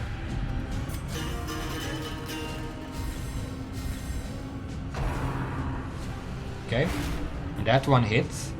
We're gonna have to play some music for that guy.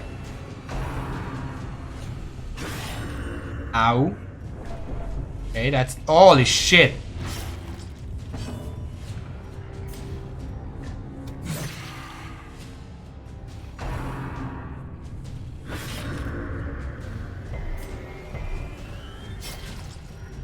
Okay, where are my bandages?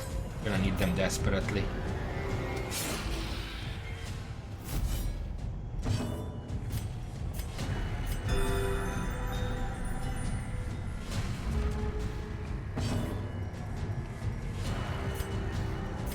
I feel like I should stab her. It's not a guaranteed death though, so I would rather just party manage. If I can kill her right here. No, okay. Was close.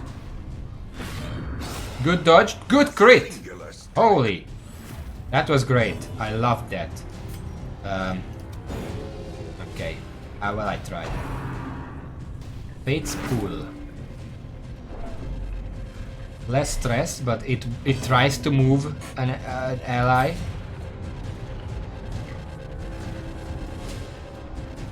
You know, I'm just gonna kill this for next turn. Otherwise, she would have another turn. The offensive. Another Fate's Pool.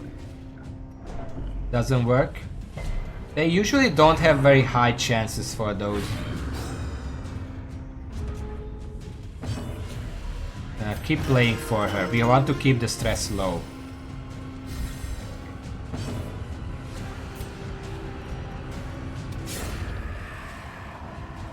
It's kind of in the back. I can't reach her. Masterfully Wow. executed. Okay. I don't think she likes being pulled around. A time to perform beyond one's limits. Fate's push doesn't work, and she's almost dead. Oh. Fatality clarified in a But yeah, single he's dead. strike. That means that the riposte ability can hit her now. I kind of... no, I'm not gonna keep her alive. It's not worth it. These nightmarish creatures can be felled. They can be beaten. There should be a fight here. The light, the promise of safety. No? I guess they couldn't wait for me. Yeah, because the map says that in this room there should be 2 brawlers and 2 witches. But I literally just killed them on the corridor, so I guess they couldn't wait for me and just came to meet me halfway. Okay. I guess that's fine. Let's keep going. There should be no fights in this area, but I've been wrong before. Correction, the map has been wrong before. I'm not taking responsibility for that. Yeah, sure, eat. I don't care. We have plenty of food. I brought all the food that I was allowed to bring. Yeah, no fight here. There is one fight on this corridor. But maybe they put it in the fucking room. I don't know. Nah, it's right here. 3 priests. Alright.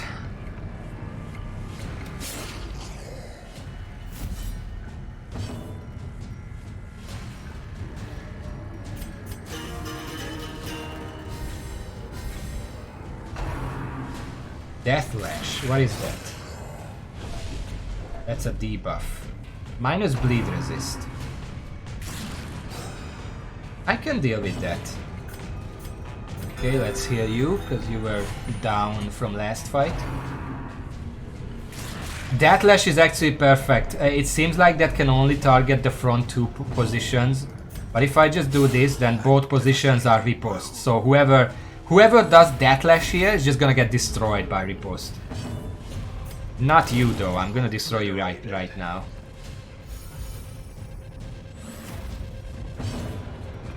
Let's do a party heal. Momentary abatement. The Jester is gonna calm down this guy.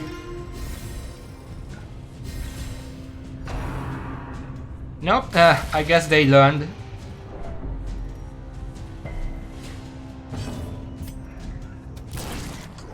They learned their lesson. I think there are different positions they can use those things in. Like if it's in the front, then they might not be able to use Deathlash, I don't know. Yeah, one of them having this ability makes sure that I can always set them up for another riposte. Calm yourself, please.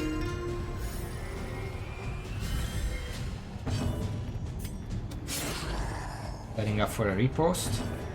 Heal the Jester, he's been kind of fingered in the past 2 turns. Deathlash, that's gonna be 1 riposte, because I kind of messed it up. But it's fine. Okay, 24, 24. I'm gonna reduce the Vestal, because she's slightly more important.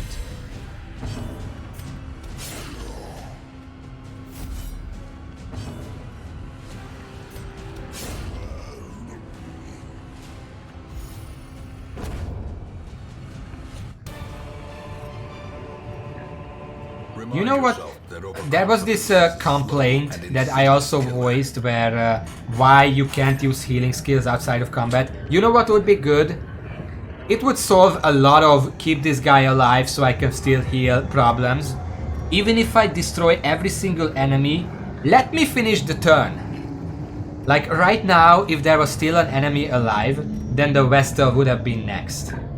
And I probably would have done party heal with her. But if I killed the last ally before the Vestal can move, let her do her move anyway. And then when the turn is over, then we move on. That would solve every problem about this.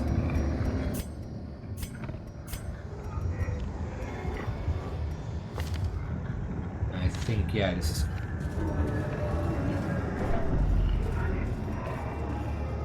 Okay, there should be a fight here. No, actually, the map doesn't say there is a fight here. Yep, and now it goes 2 ways again, and this is pretty nasty. Let's see. If I go top side, there is a fight on the corridor. No, on the room. In the room, there is a treasure room in the middle here, which also has a fight in it, but there is a chest, and I might want to go there. If I go down, then according to the map, there is only 1 fight between me and the treasure chest, and then the treasure room also has a fight. But if I go up, there are 2 fights, so I should go down. And then maybe they changed that, who knows. There is a fight on the 3rd spot of this corridor. It's a dance party with a DJ. Let's speed everyone up.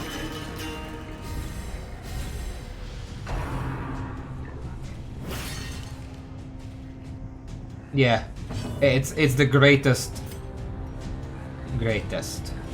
I think I want to... I kind of want to kill the cultists first. Because the priest deals a lot of damage. The brawler does apply a mean bleed. But if I don't kill these in time, they call reinforcements. And I can hit this guy. I'm just gonna hit the one in the back. It doesn't matter.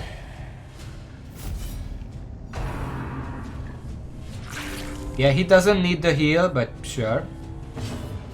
Whatever. Let's do it again. Yeah, one of them is dead. Now I have 2 riposts in place. Very nice. That was the best outcome. Finger is nasty, but another crit. These 2 guys, Rollin and Louviette, if I remember correctly, they're just tearing up the place. Just make sure to keep them alive.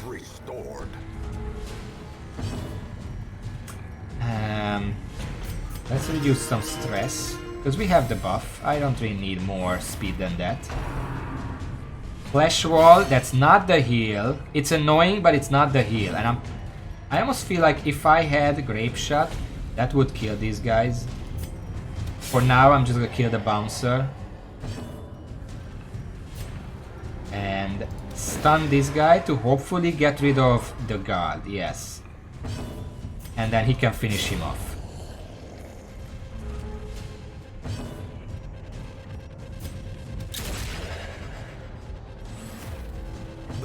I don't care about killing the corpse here, so that's why I'm using other stuff. There we go. Easy. So far, this... I mean, the team setup certainly helps. But beyond that, so far, this seems pretty easy. Wary. Triumphant pride precipitates a dizzying fall. Wait, -1 quirk, so you're actually in the front. There should be no fights between here and the treasure room, but we'll see if they change that. Okay.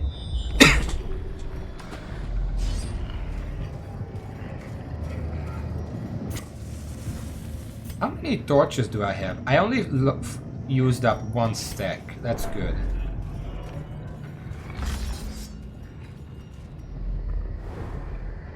Yeah, no fights. Now going this way as a corridor fight, and going this way has a room fight, but the treasure is also there.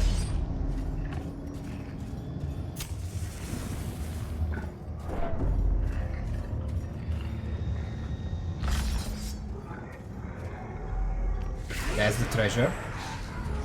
This is a pretty difficult fight, all things considered. Because they only seem to use Death Lash when I don't have the thing in place. My stress is fine, so I'm gonna increase speed.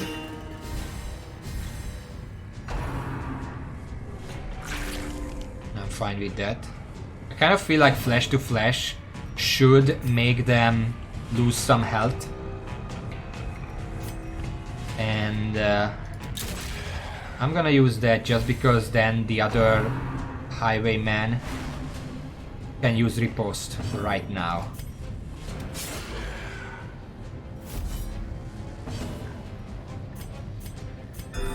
There we go.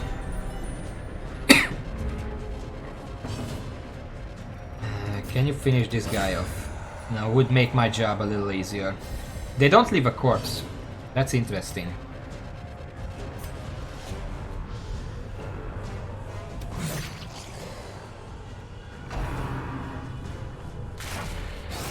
Very nice. That also means, first of all, let's try to stun her. Decisive pummeling. The crit probably made that possible. It was kind of a low chance otherwise. But Duelist Advance can kill him now. He leaves behind the corpse. Look at that, there are like 3 heads in there.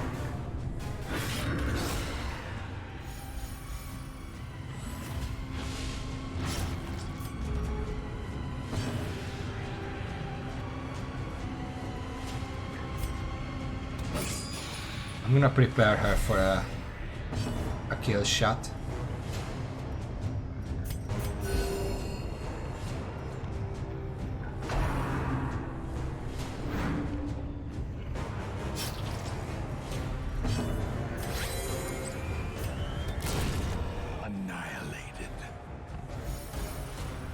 That's fine because the other highwayman has Wicked Slice that can hit that row. It didn't land, but that was the plan, just saying. Can you finish her off? No. Well, if it's a crit then sure. It's not really gonna happen. Bleed isn't really landing. Oh well, she didn't get another move. A trifling victory, but a victory nonetheless. Oh, look at that! There is my pistol.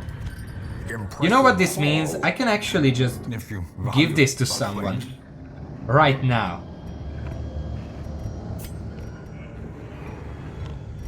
Instead of the signet ring. Because the signet ring is already there for the accuracy. Now I get more accuracy, although only for ranged. But pistol shot, point blank shot, both ranged, so that's fine. You know what? I'm actually gonna keep the signet ring on and then put it on. Put the pistol on for the boss. Which is coming up, by the way. There are 2 more fights before it.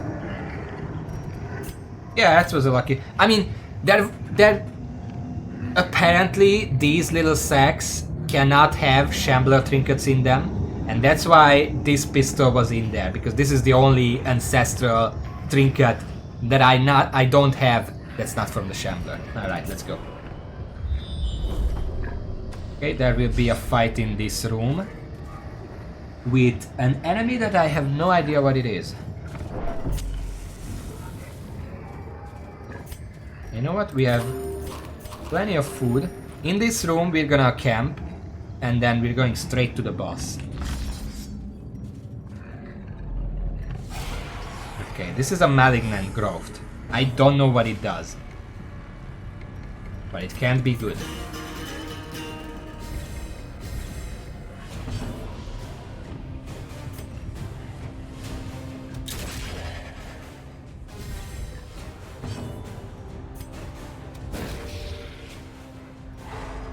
Troll. Well, it's a little growth on something metallic. I don't think it explodes.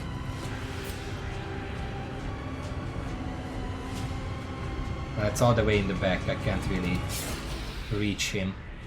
Hopefully he's not gonna heal anyone.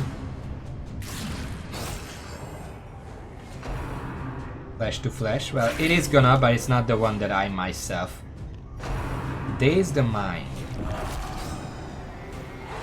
Stun. That's annoying. I mean, he has repose, so it's not that bad. You know what? Let's keep buffing everyone.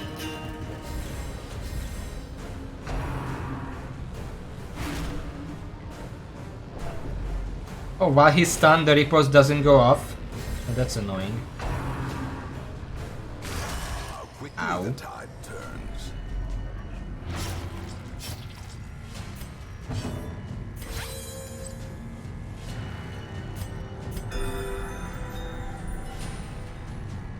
I know what that is. Can you just kill this guy right now? Thank you. Kind of annoying. I know you don't have riposte as a turn, but you are the ranged guy. You should be able to do this. Okay, so Daze the Mind just kind of stuns me, I guess.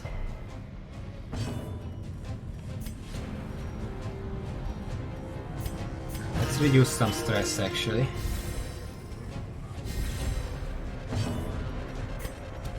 Impressive.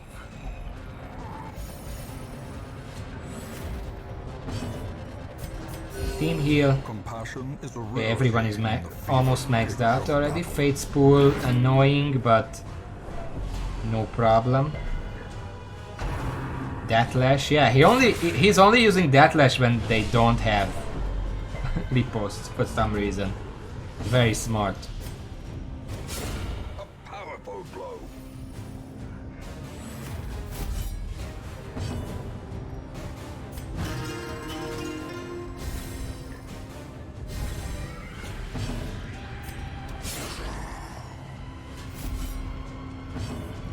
And can you finish him? No. Let's try to stun him. Nope.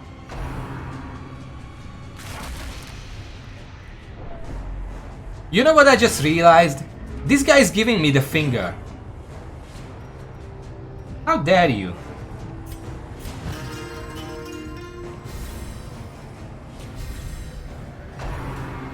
Okay, that's gonna kill him. Yeah. Okay. A bit low on HP, but the camp is gonna take care of that. Brought low and driven into the mud. I'm gonna do that right now.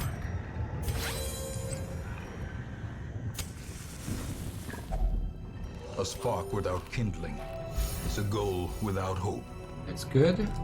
Let's do Bandit's Sense. Prevent nighttime ambush. And I kind of want to do ranged. Ranged? Do I want to ranged? I guess I would. The accuracy should be fine. They both have pretty good accuracy. I'm gonna put this on now. Should be fine. And I guess, well... Is there anything else I want to really use? No. Oh, whatever. You guys gonna finish off the boss as fast as possible.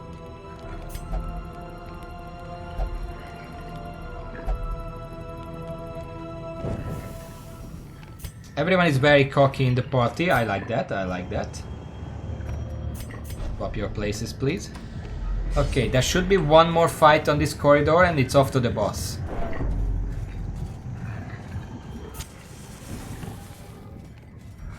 There it is. A lot of strats right here.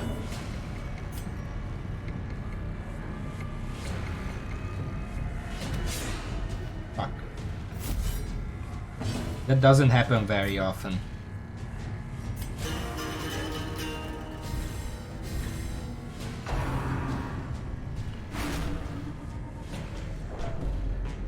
How often, you ask? Well, about 5% of the time. Because I have 95%. I don't think you can actually get more than 95% chance to hit because it caps out there. So that one dodge was just a random fuck you chance.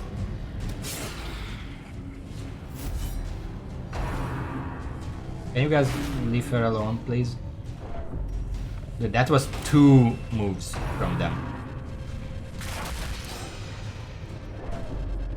I'm getting very unlucky in this one particular fight. Compassion is a rarity in the fevered pitch of battle.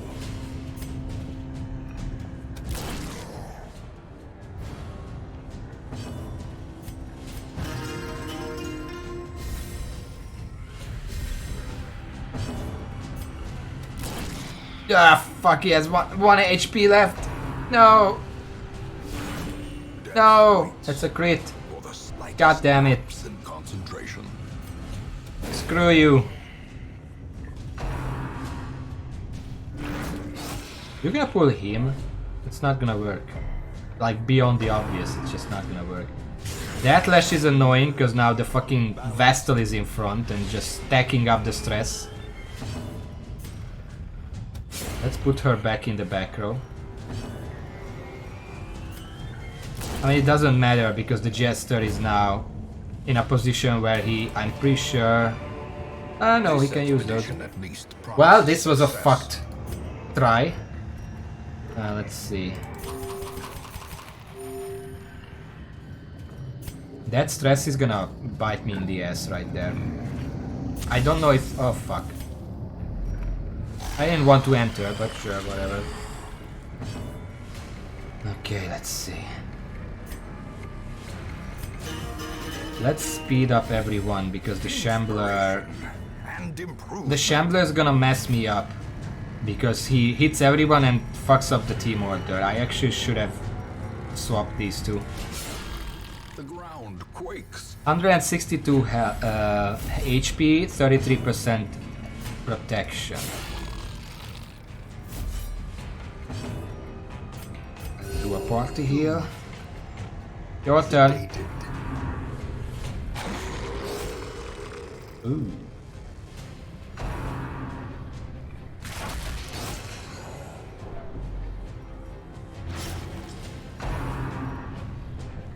Oh, you're not gonna hit the front row now?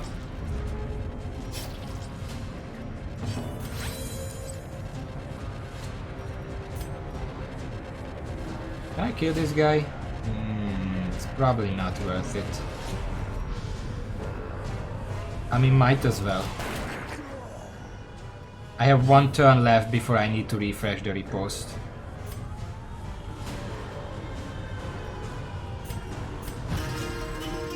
They're kind of slow, so I can afford to take some time for the stress instead. You, on the other hand, are just gonna blast this guy. Oh, hello. I'm actually gonna leave that bleed for now. Well, no, because this guy's gonna be dead very soon. The wounds of war can be healed. Yeah, I should be chugging holy water, that's what I brought it for. Look at that.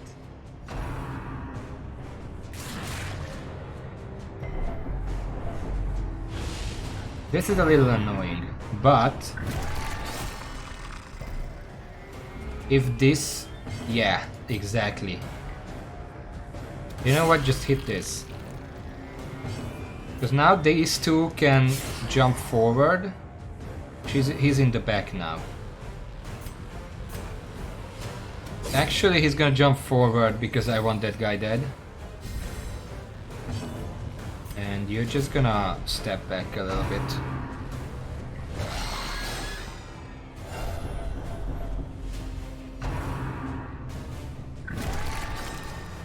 He's dodging everything all of a sudden. Oh shit. I can't do that because I have to have the Vestal go backwards.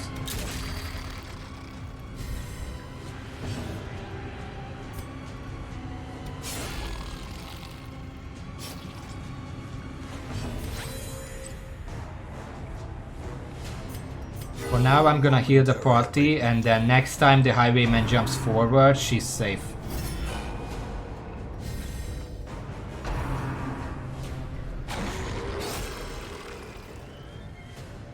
Oh, well, that's fine then. Can't really do anything else with this guy here. Please, no. I think the riposte is just gonna kill this guy. I don't know what bolster does, but I don't like it. 10 accuracy, 10% crit. That's annoying.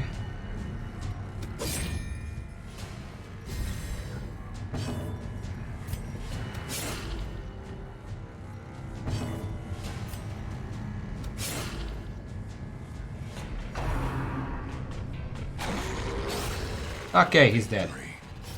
Perhaps the turning. Oh, I have to kill this guy too. Shit. Okay, just heal yourself because you're in danger. I don't know what he can even do alone.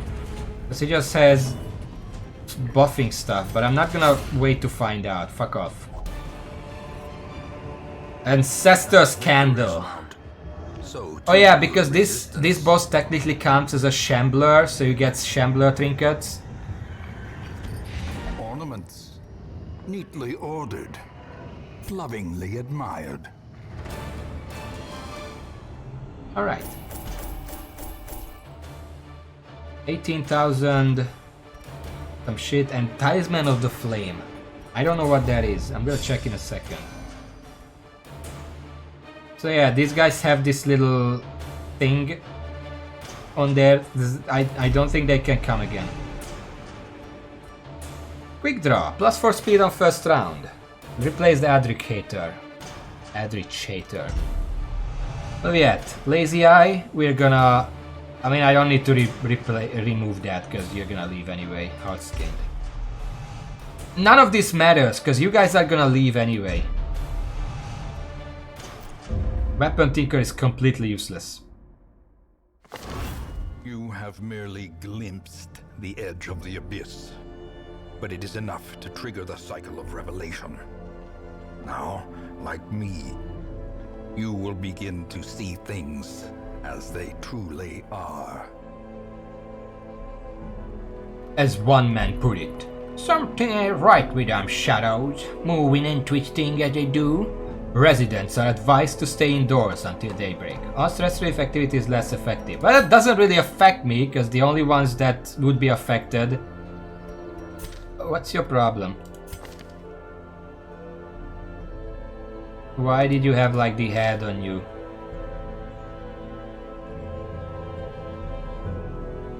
Yeah, so they... If I go to... Heroes who have returned from a successful quest in the Darkest Dungeon have seen too much. Depending on which game mode and game options you have selected, they may choose to never go back or simply will be stressed upon re-entry. Yeah. What do they say?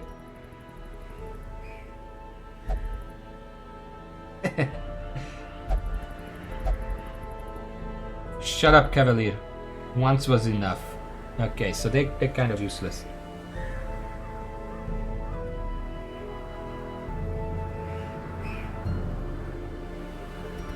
And there is not really a point to bringing them to any of these missions because, again, I have every single ancestor trinket from missions, so I literally don't need to do that.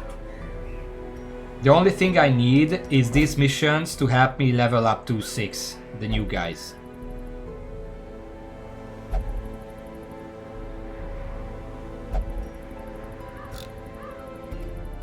Let's see if we have replacements. We have a level 2 Vestal here. So, Dufor, I wish there was a list of characters you sent away, like a Hall of Fame. Because Dufor is gonna have to go, sadly. I need a new Vestal, because the one I have is level 4. She can't go help others level up. So, Dufor, you can't see because I don't have a camera, but I should be saluting with the right hand. I'm saluting. Dufor, you have been great. Your service is appreciated, although you got out lucky because you had to go to the easiest part of the Darkest Dungeon. You will be missed, especially your healer's gift, even though I literally never use that because when I'm camping, I'm worrying about stress and buffs, never healing, so I guess that was a waste of money. Oh, and please give back the trinkets before you leave. Okay. Suffer not the lame horse. And Halle is gonna join us instead. Now, there are no highwaymen in this list, nor any jesters, so the others get to stay for now.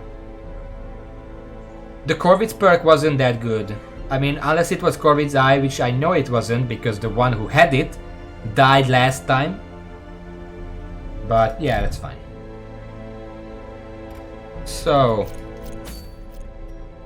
I need to level up Cornelius.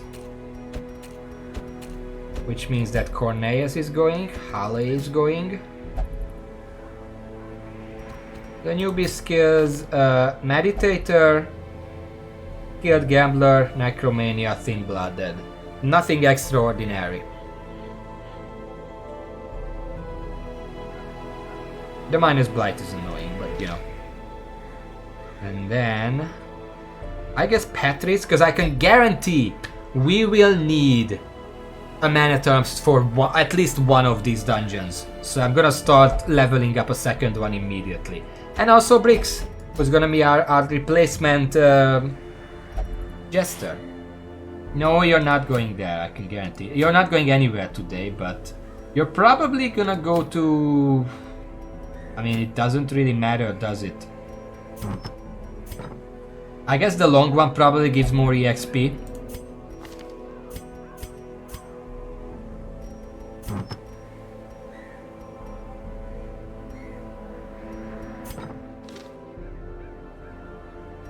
Yeah, the portrait, it's actually...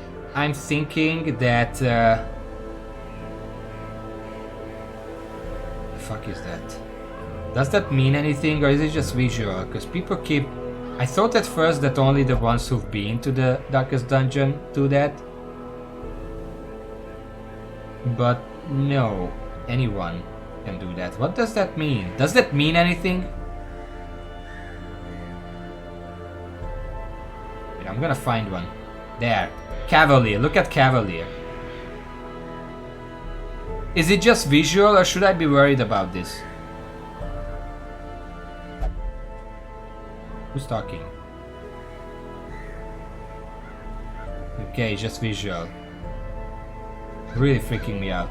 Anyway, this is gonna be our team. Can it? Hello.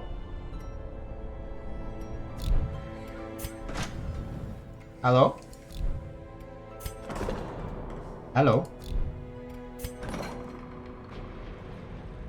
Should I be lingering on them? I should probably be lingering on them. In the meantime, let's look at the trinkets. Because the difference is for... So, what I was thinking is... if I give the portrait to someone, that character is gonna outlevel the others. Which means that if someone, by chance, reaches level 3 from it, and the others are still only level 2, I'm not sure I want that. But on the other hand, I see that someone he already has pretty high. So if I give it to someone else, that should still be fine. Is it gonna happen, or what did you mean here?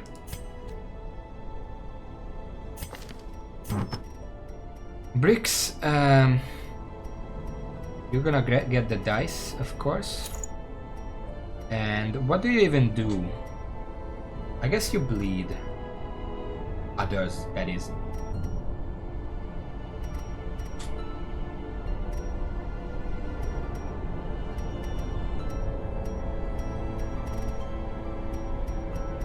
You know what? Just make sure. Just use something fancy. Chance party surprise. Chance monster surprise. What is the use for them? I mean, they can't go on other missions, I know that much. What the fuck is this? Wait, this has been an option this entire time? You know the tragic extent of my failings. Yeah, I mean, but here is the problem with that. What the fuck?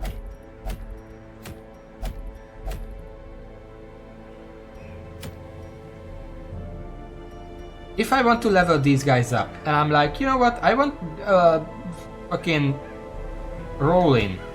He's not gonna go. The only time I can use them for XP boost if when everyone else is level 5 already. Which I mean, at that point, yes, it probably lets everyone go from level 5 to level 6 with just one mission. But that just means that I keep Louviette, for example, and just put him in and that's also, yeah. And that also means that one character is not gonna get the XP. I don't know if that's a good trade-off, because I guess that means that I can, in fact, level 6 characters in 2 missions instead of 4. But I don't really have the space for that, unless I start like Marquez can level up. That's it. Anyway, for now it's gonna be these guys. You're gonna get some healing items as usual.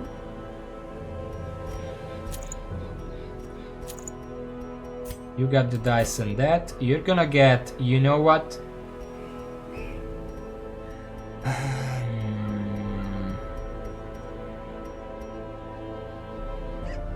I'm gonna look up what the fuck this is. Talisman of the Flame. Brought out a patch. Talisman of... There is nothing here, okay. Darkest Dungeon, Talisman of the Flame. What does the Talisman of the Flame actually do?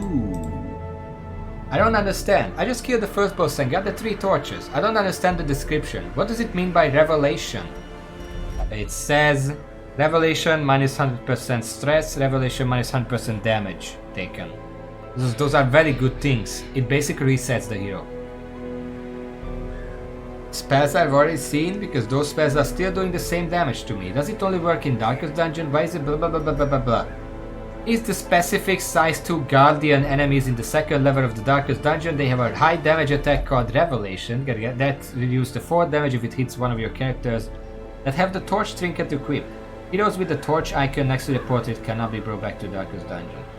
Ah, okay, great, thanks.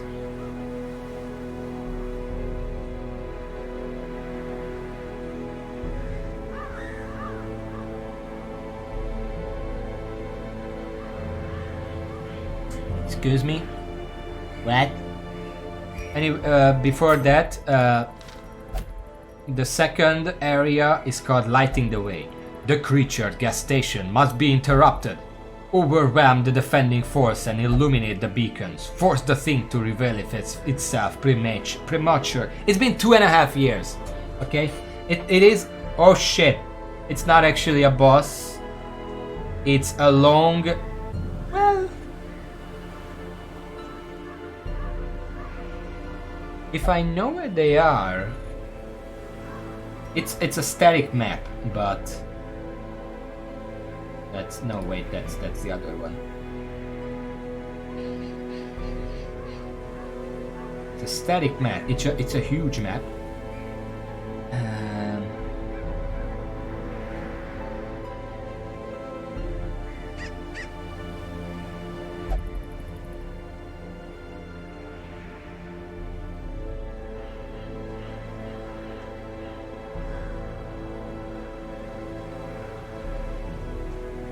Okay, this is a very long read for the second mission, so I'm just gonna read it off stream. What I'm seeing here is that, okay, you know what, first of all, you're gonna be just a duelist advanced machine. Otherwise, you're kind of ranged, so I think what I want... You don't need any accuracy right now because this is an apprentice mission and nobody cares about those. So you're just gonna get an Ancestor's Pen to increase the... That. And honestly... Yeah, let's bring this. It gives some extra speed, so it has utility beyond just range damage and stuff. And you, I guess you want to riposte as well. And having the knockback forward thing is good because these two can then go back and forth. Bolster is nice. This is fine as it is. I guess I was smart when I set that up. And considering what your job is... What is your job? I guess riposte.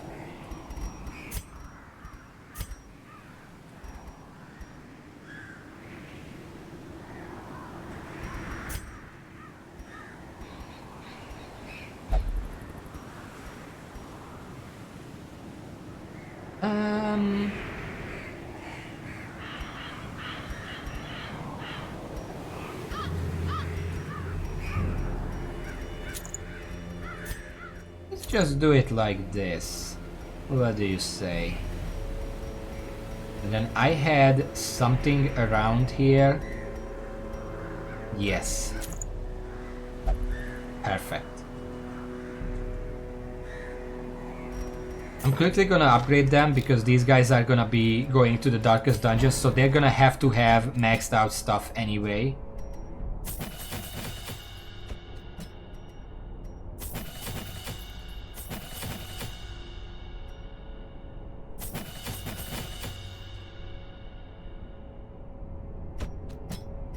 I am going to read the part 2 of the Darkest Dungeon thing, and if I deem that I already have the characters for it, then I might just do that before starting to level these guys up. The more we can do in one go, and then the more grinding we can just do in one and then keep going. Yes, you know what I mean.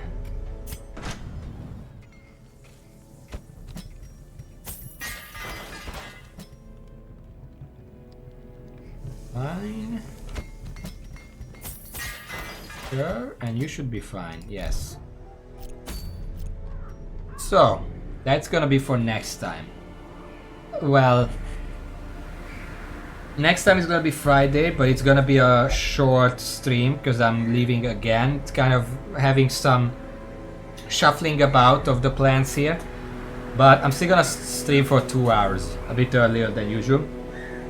That's enough for either at least one Darkest Dungeon level or to do some grinding. So that's the plan. Which one it is, I don't know yet, but we'll find out. Until then, thank you for watching. Who has seen, who has not here, thank you all. And until next time, see y'all.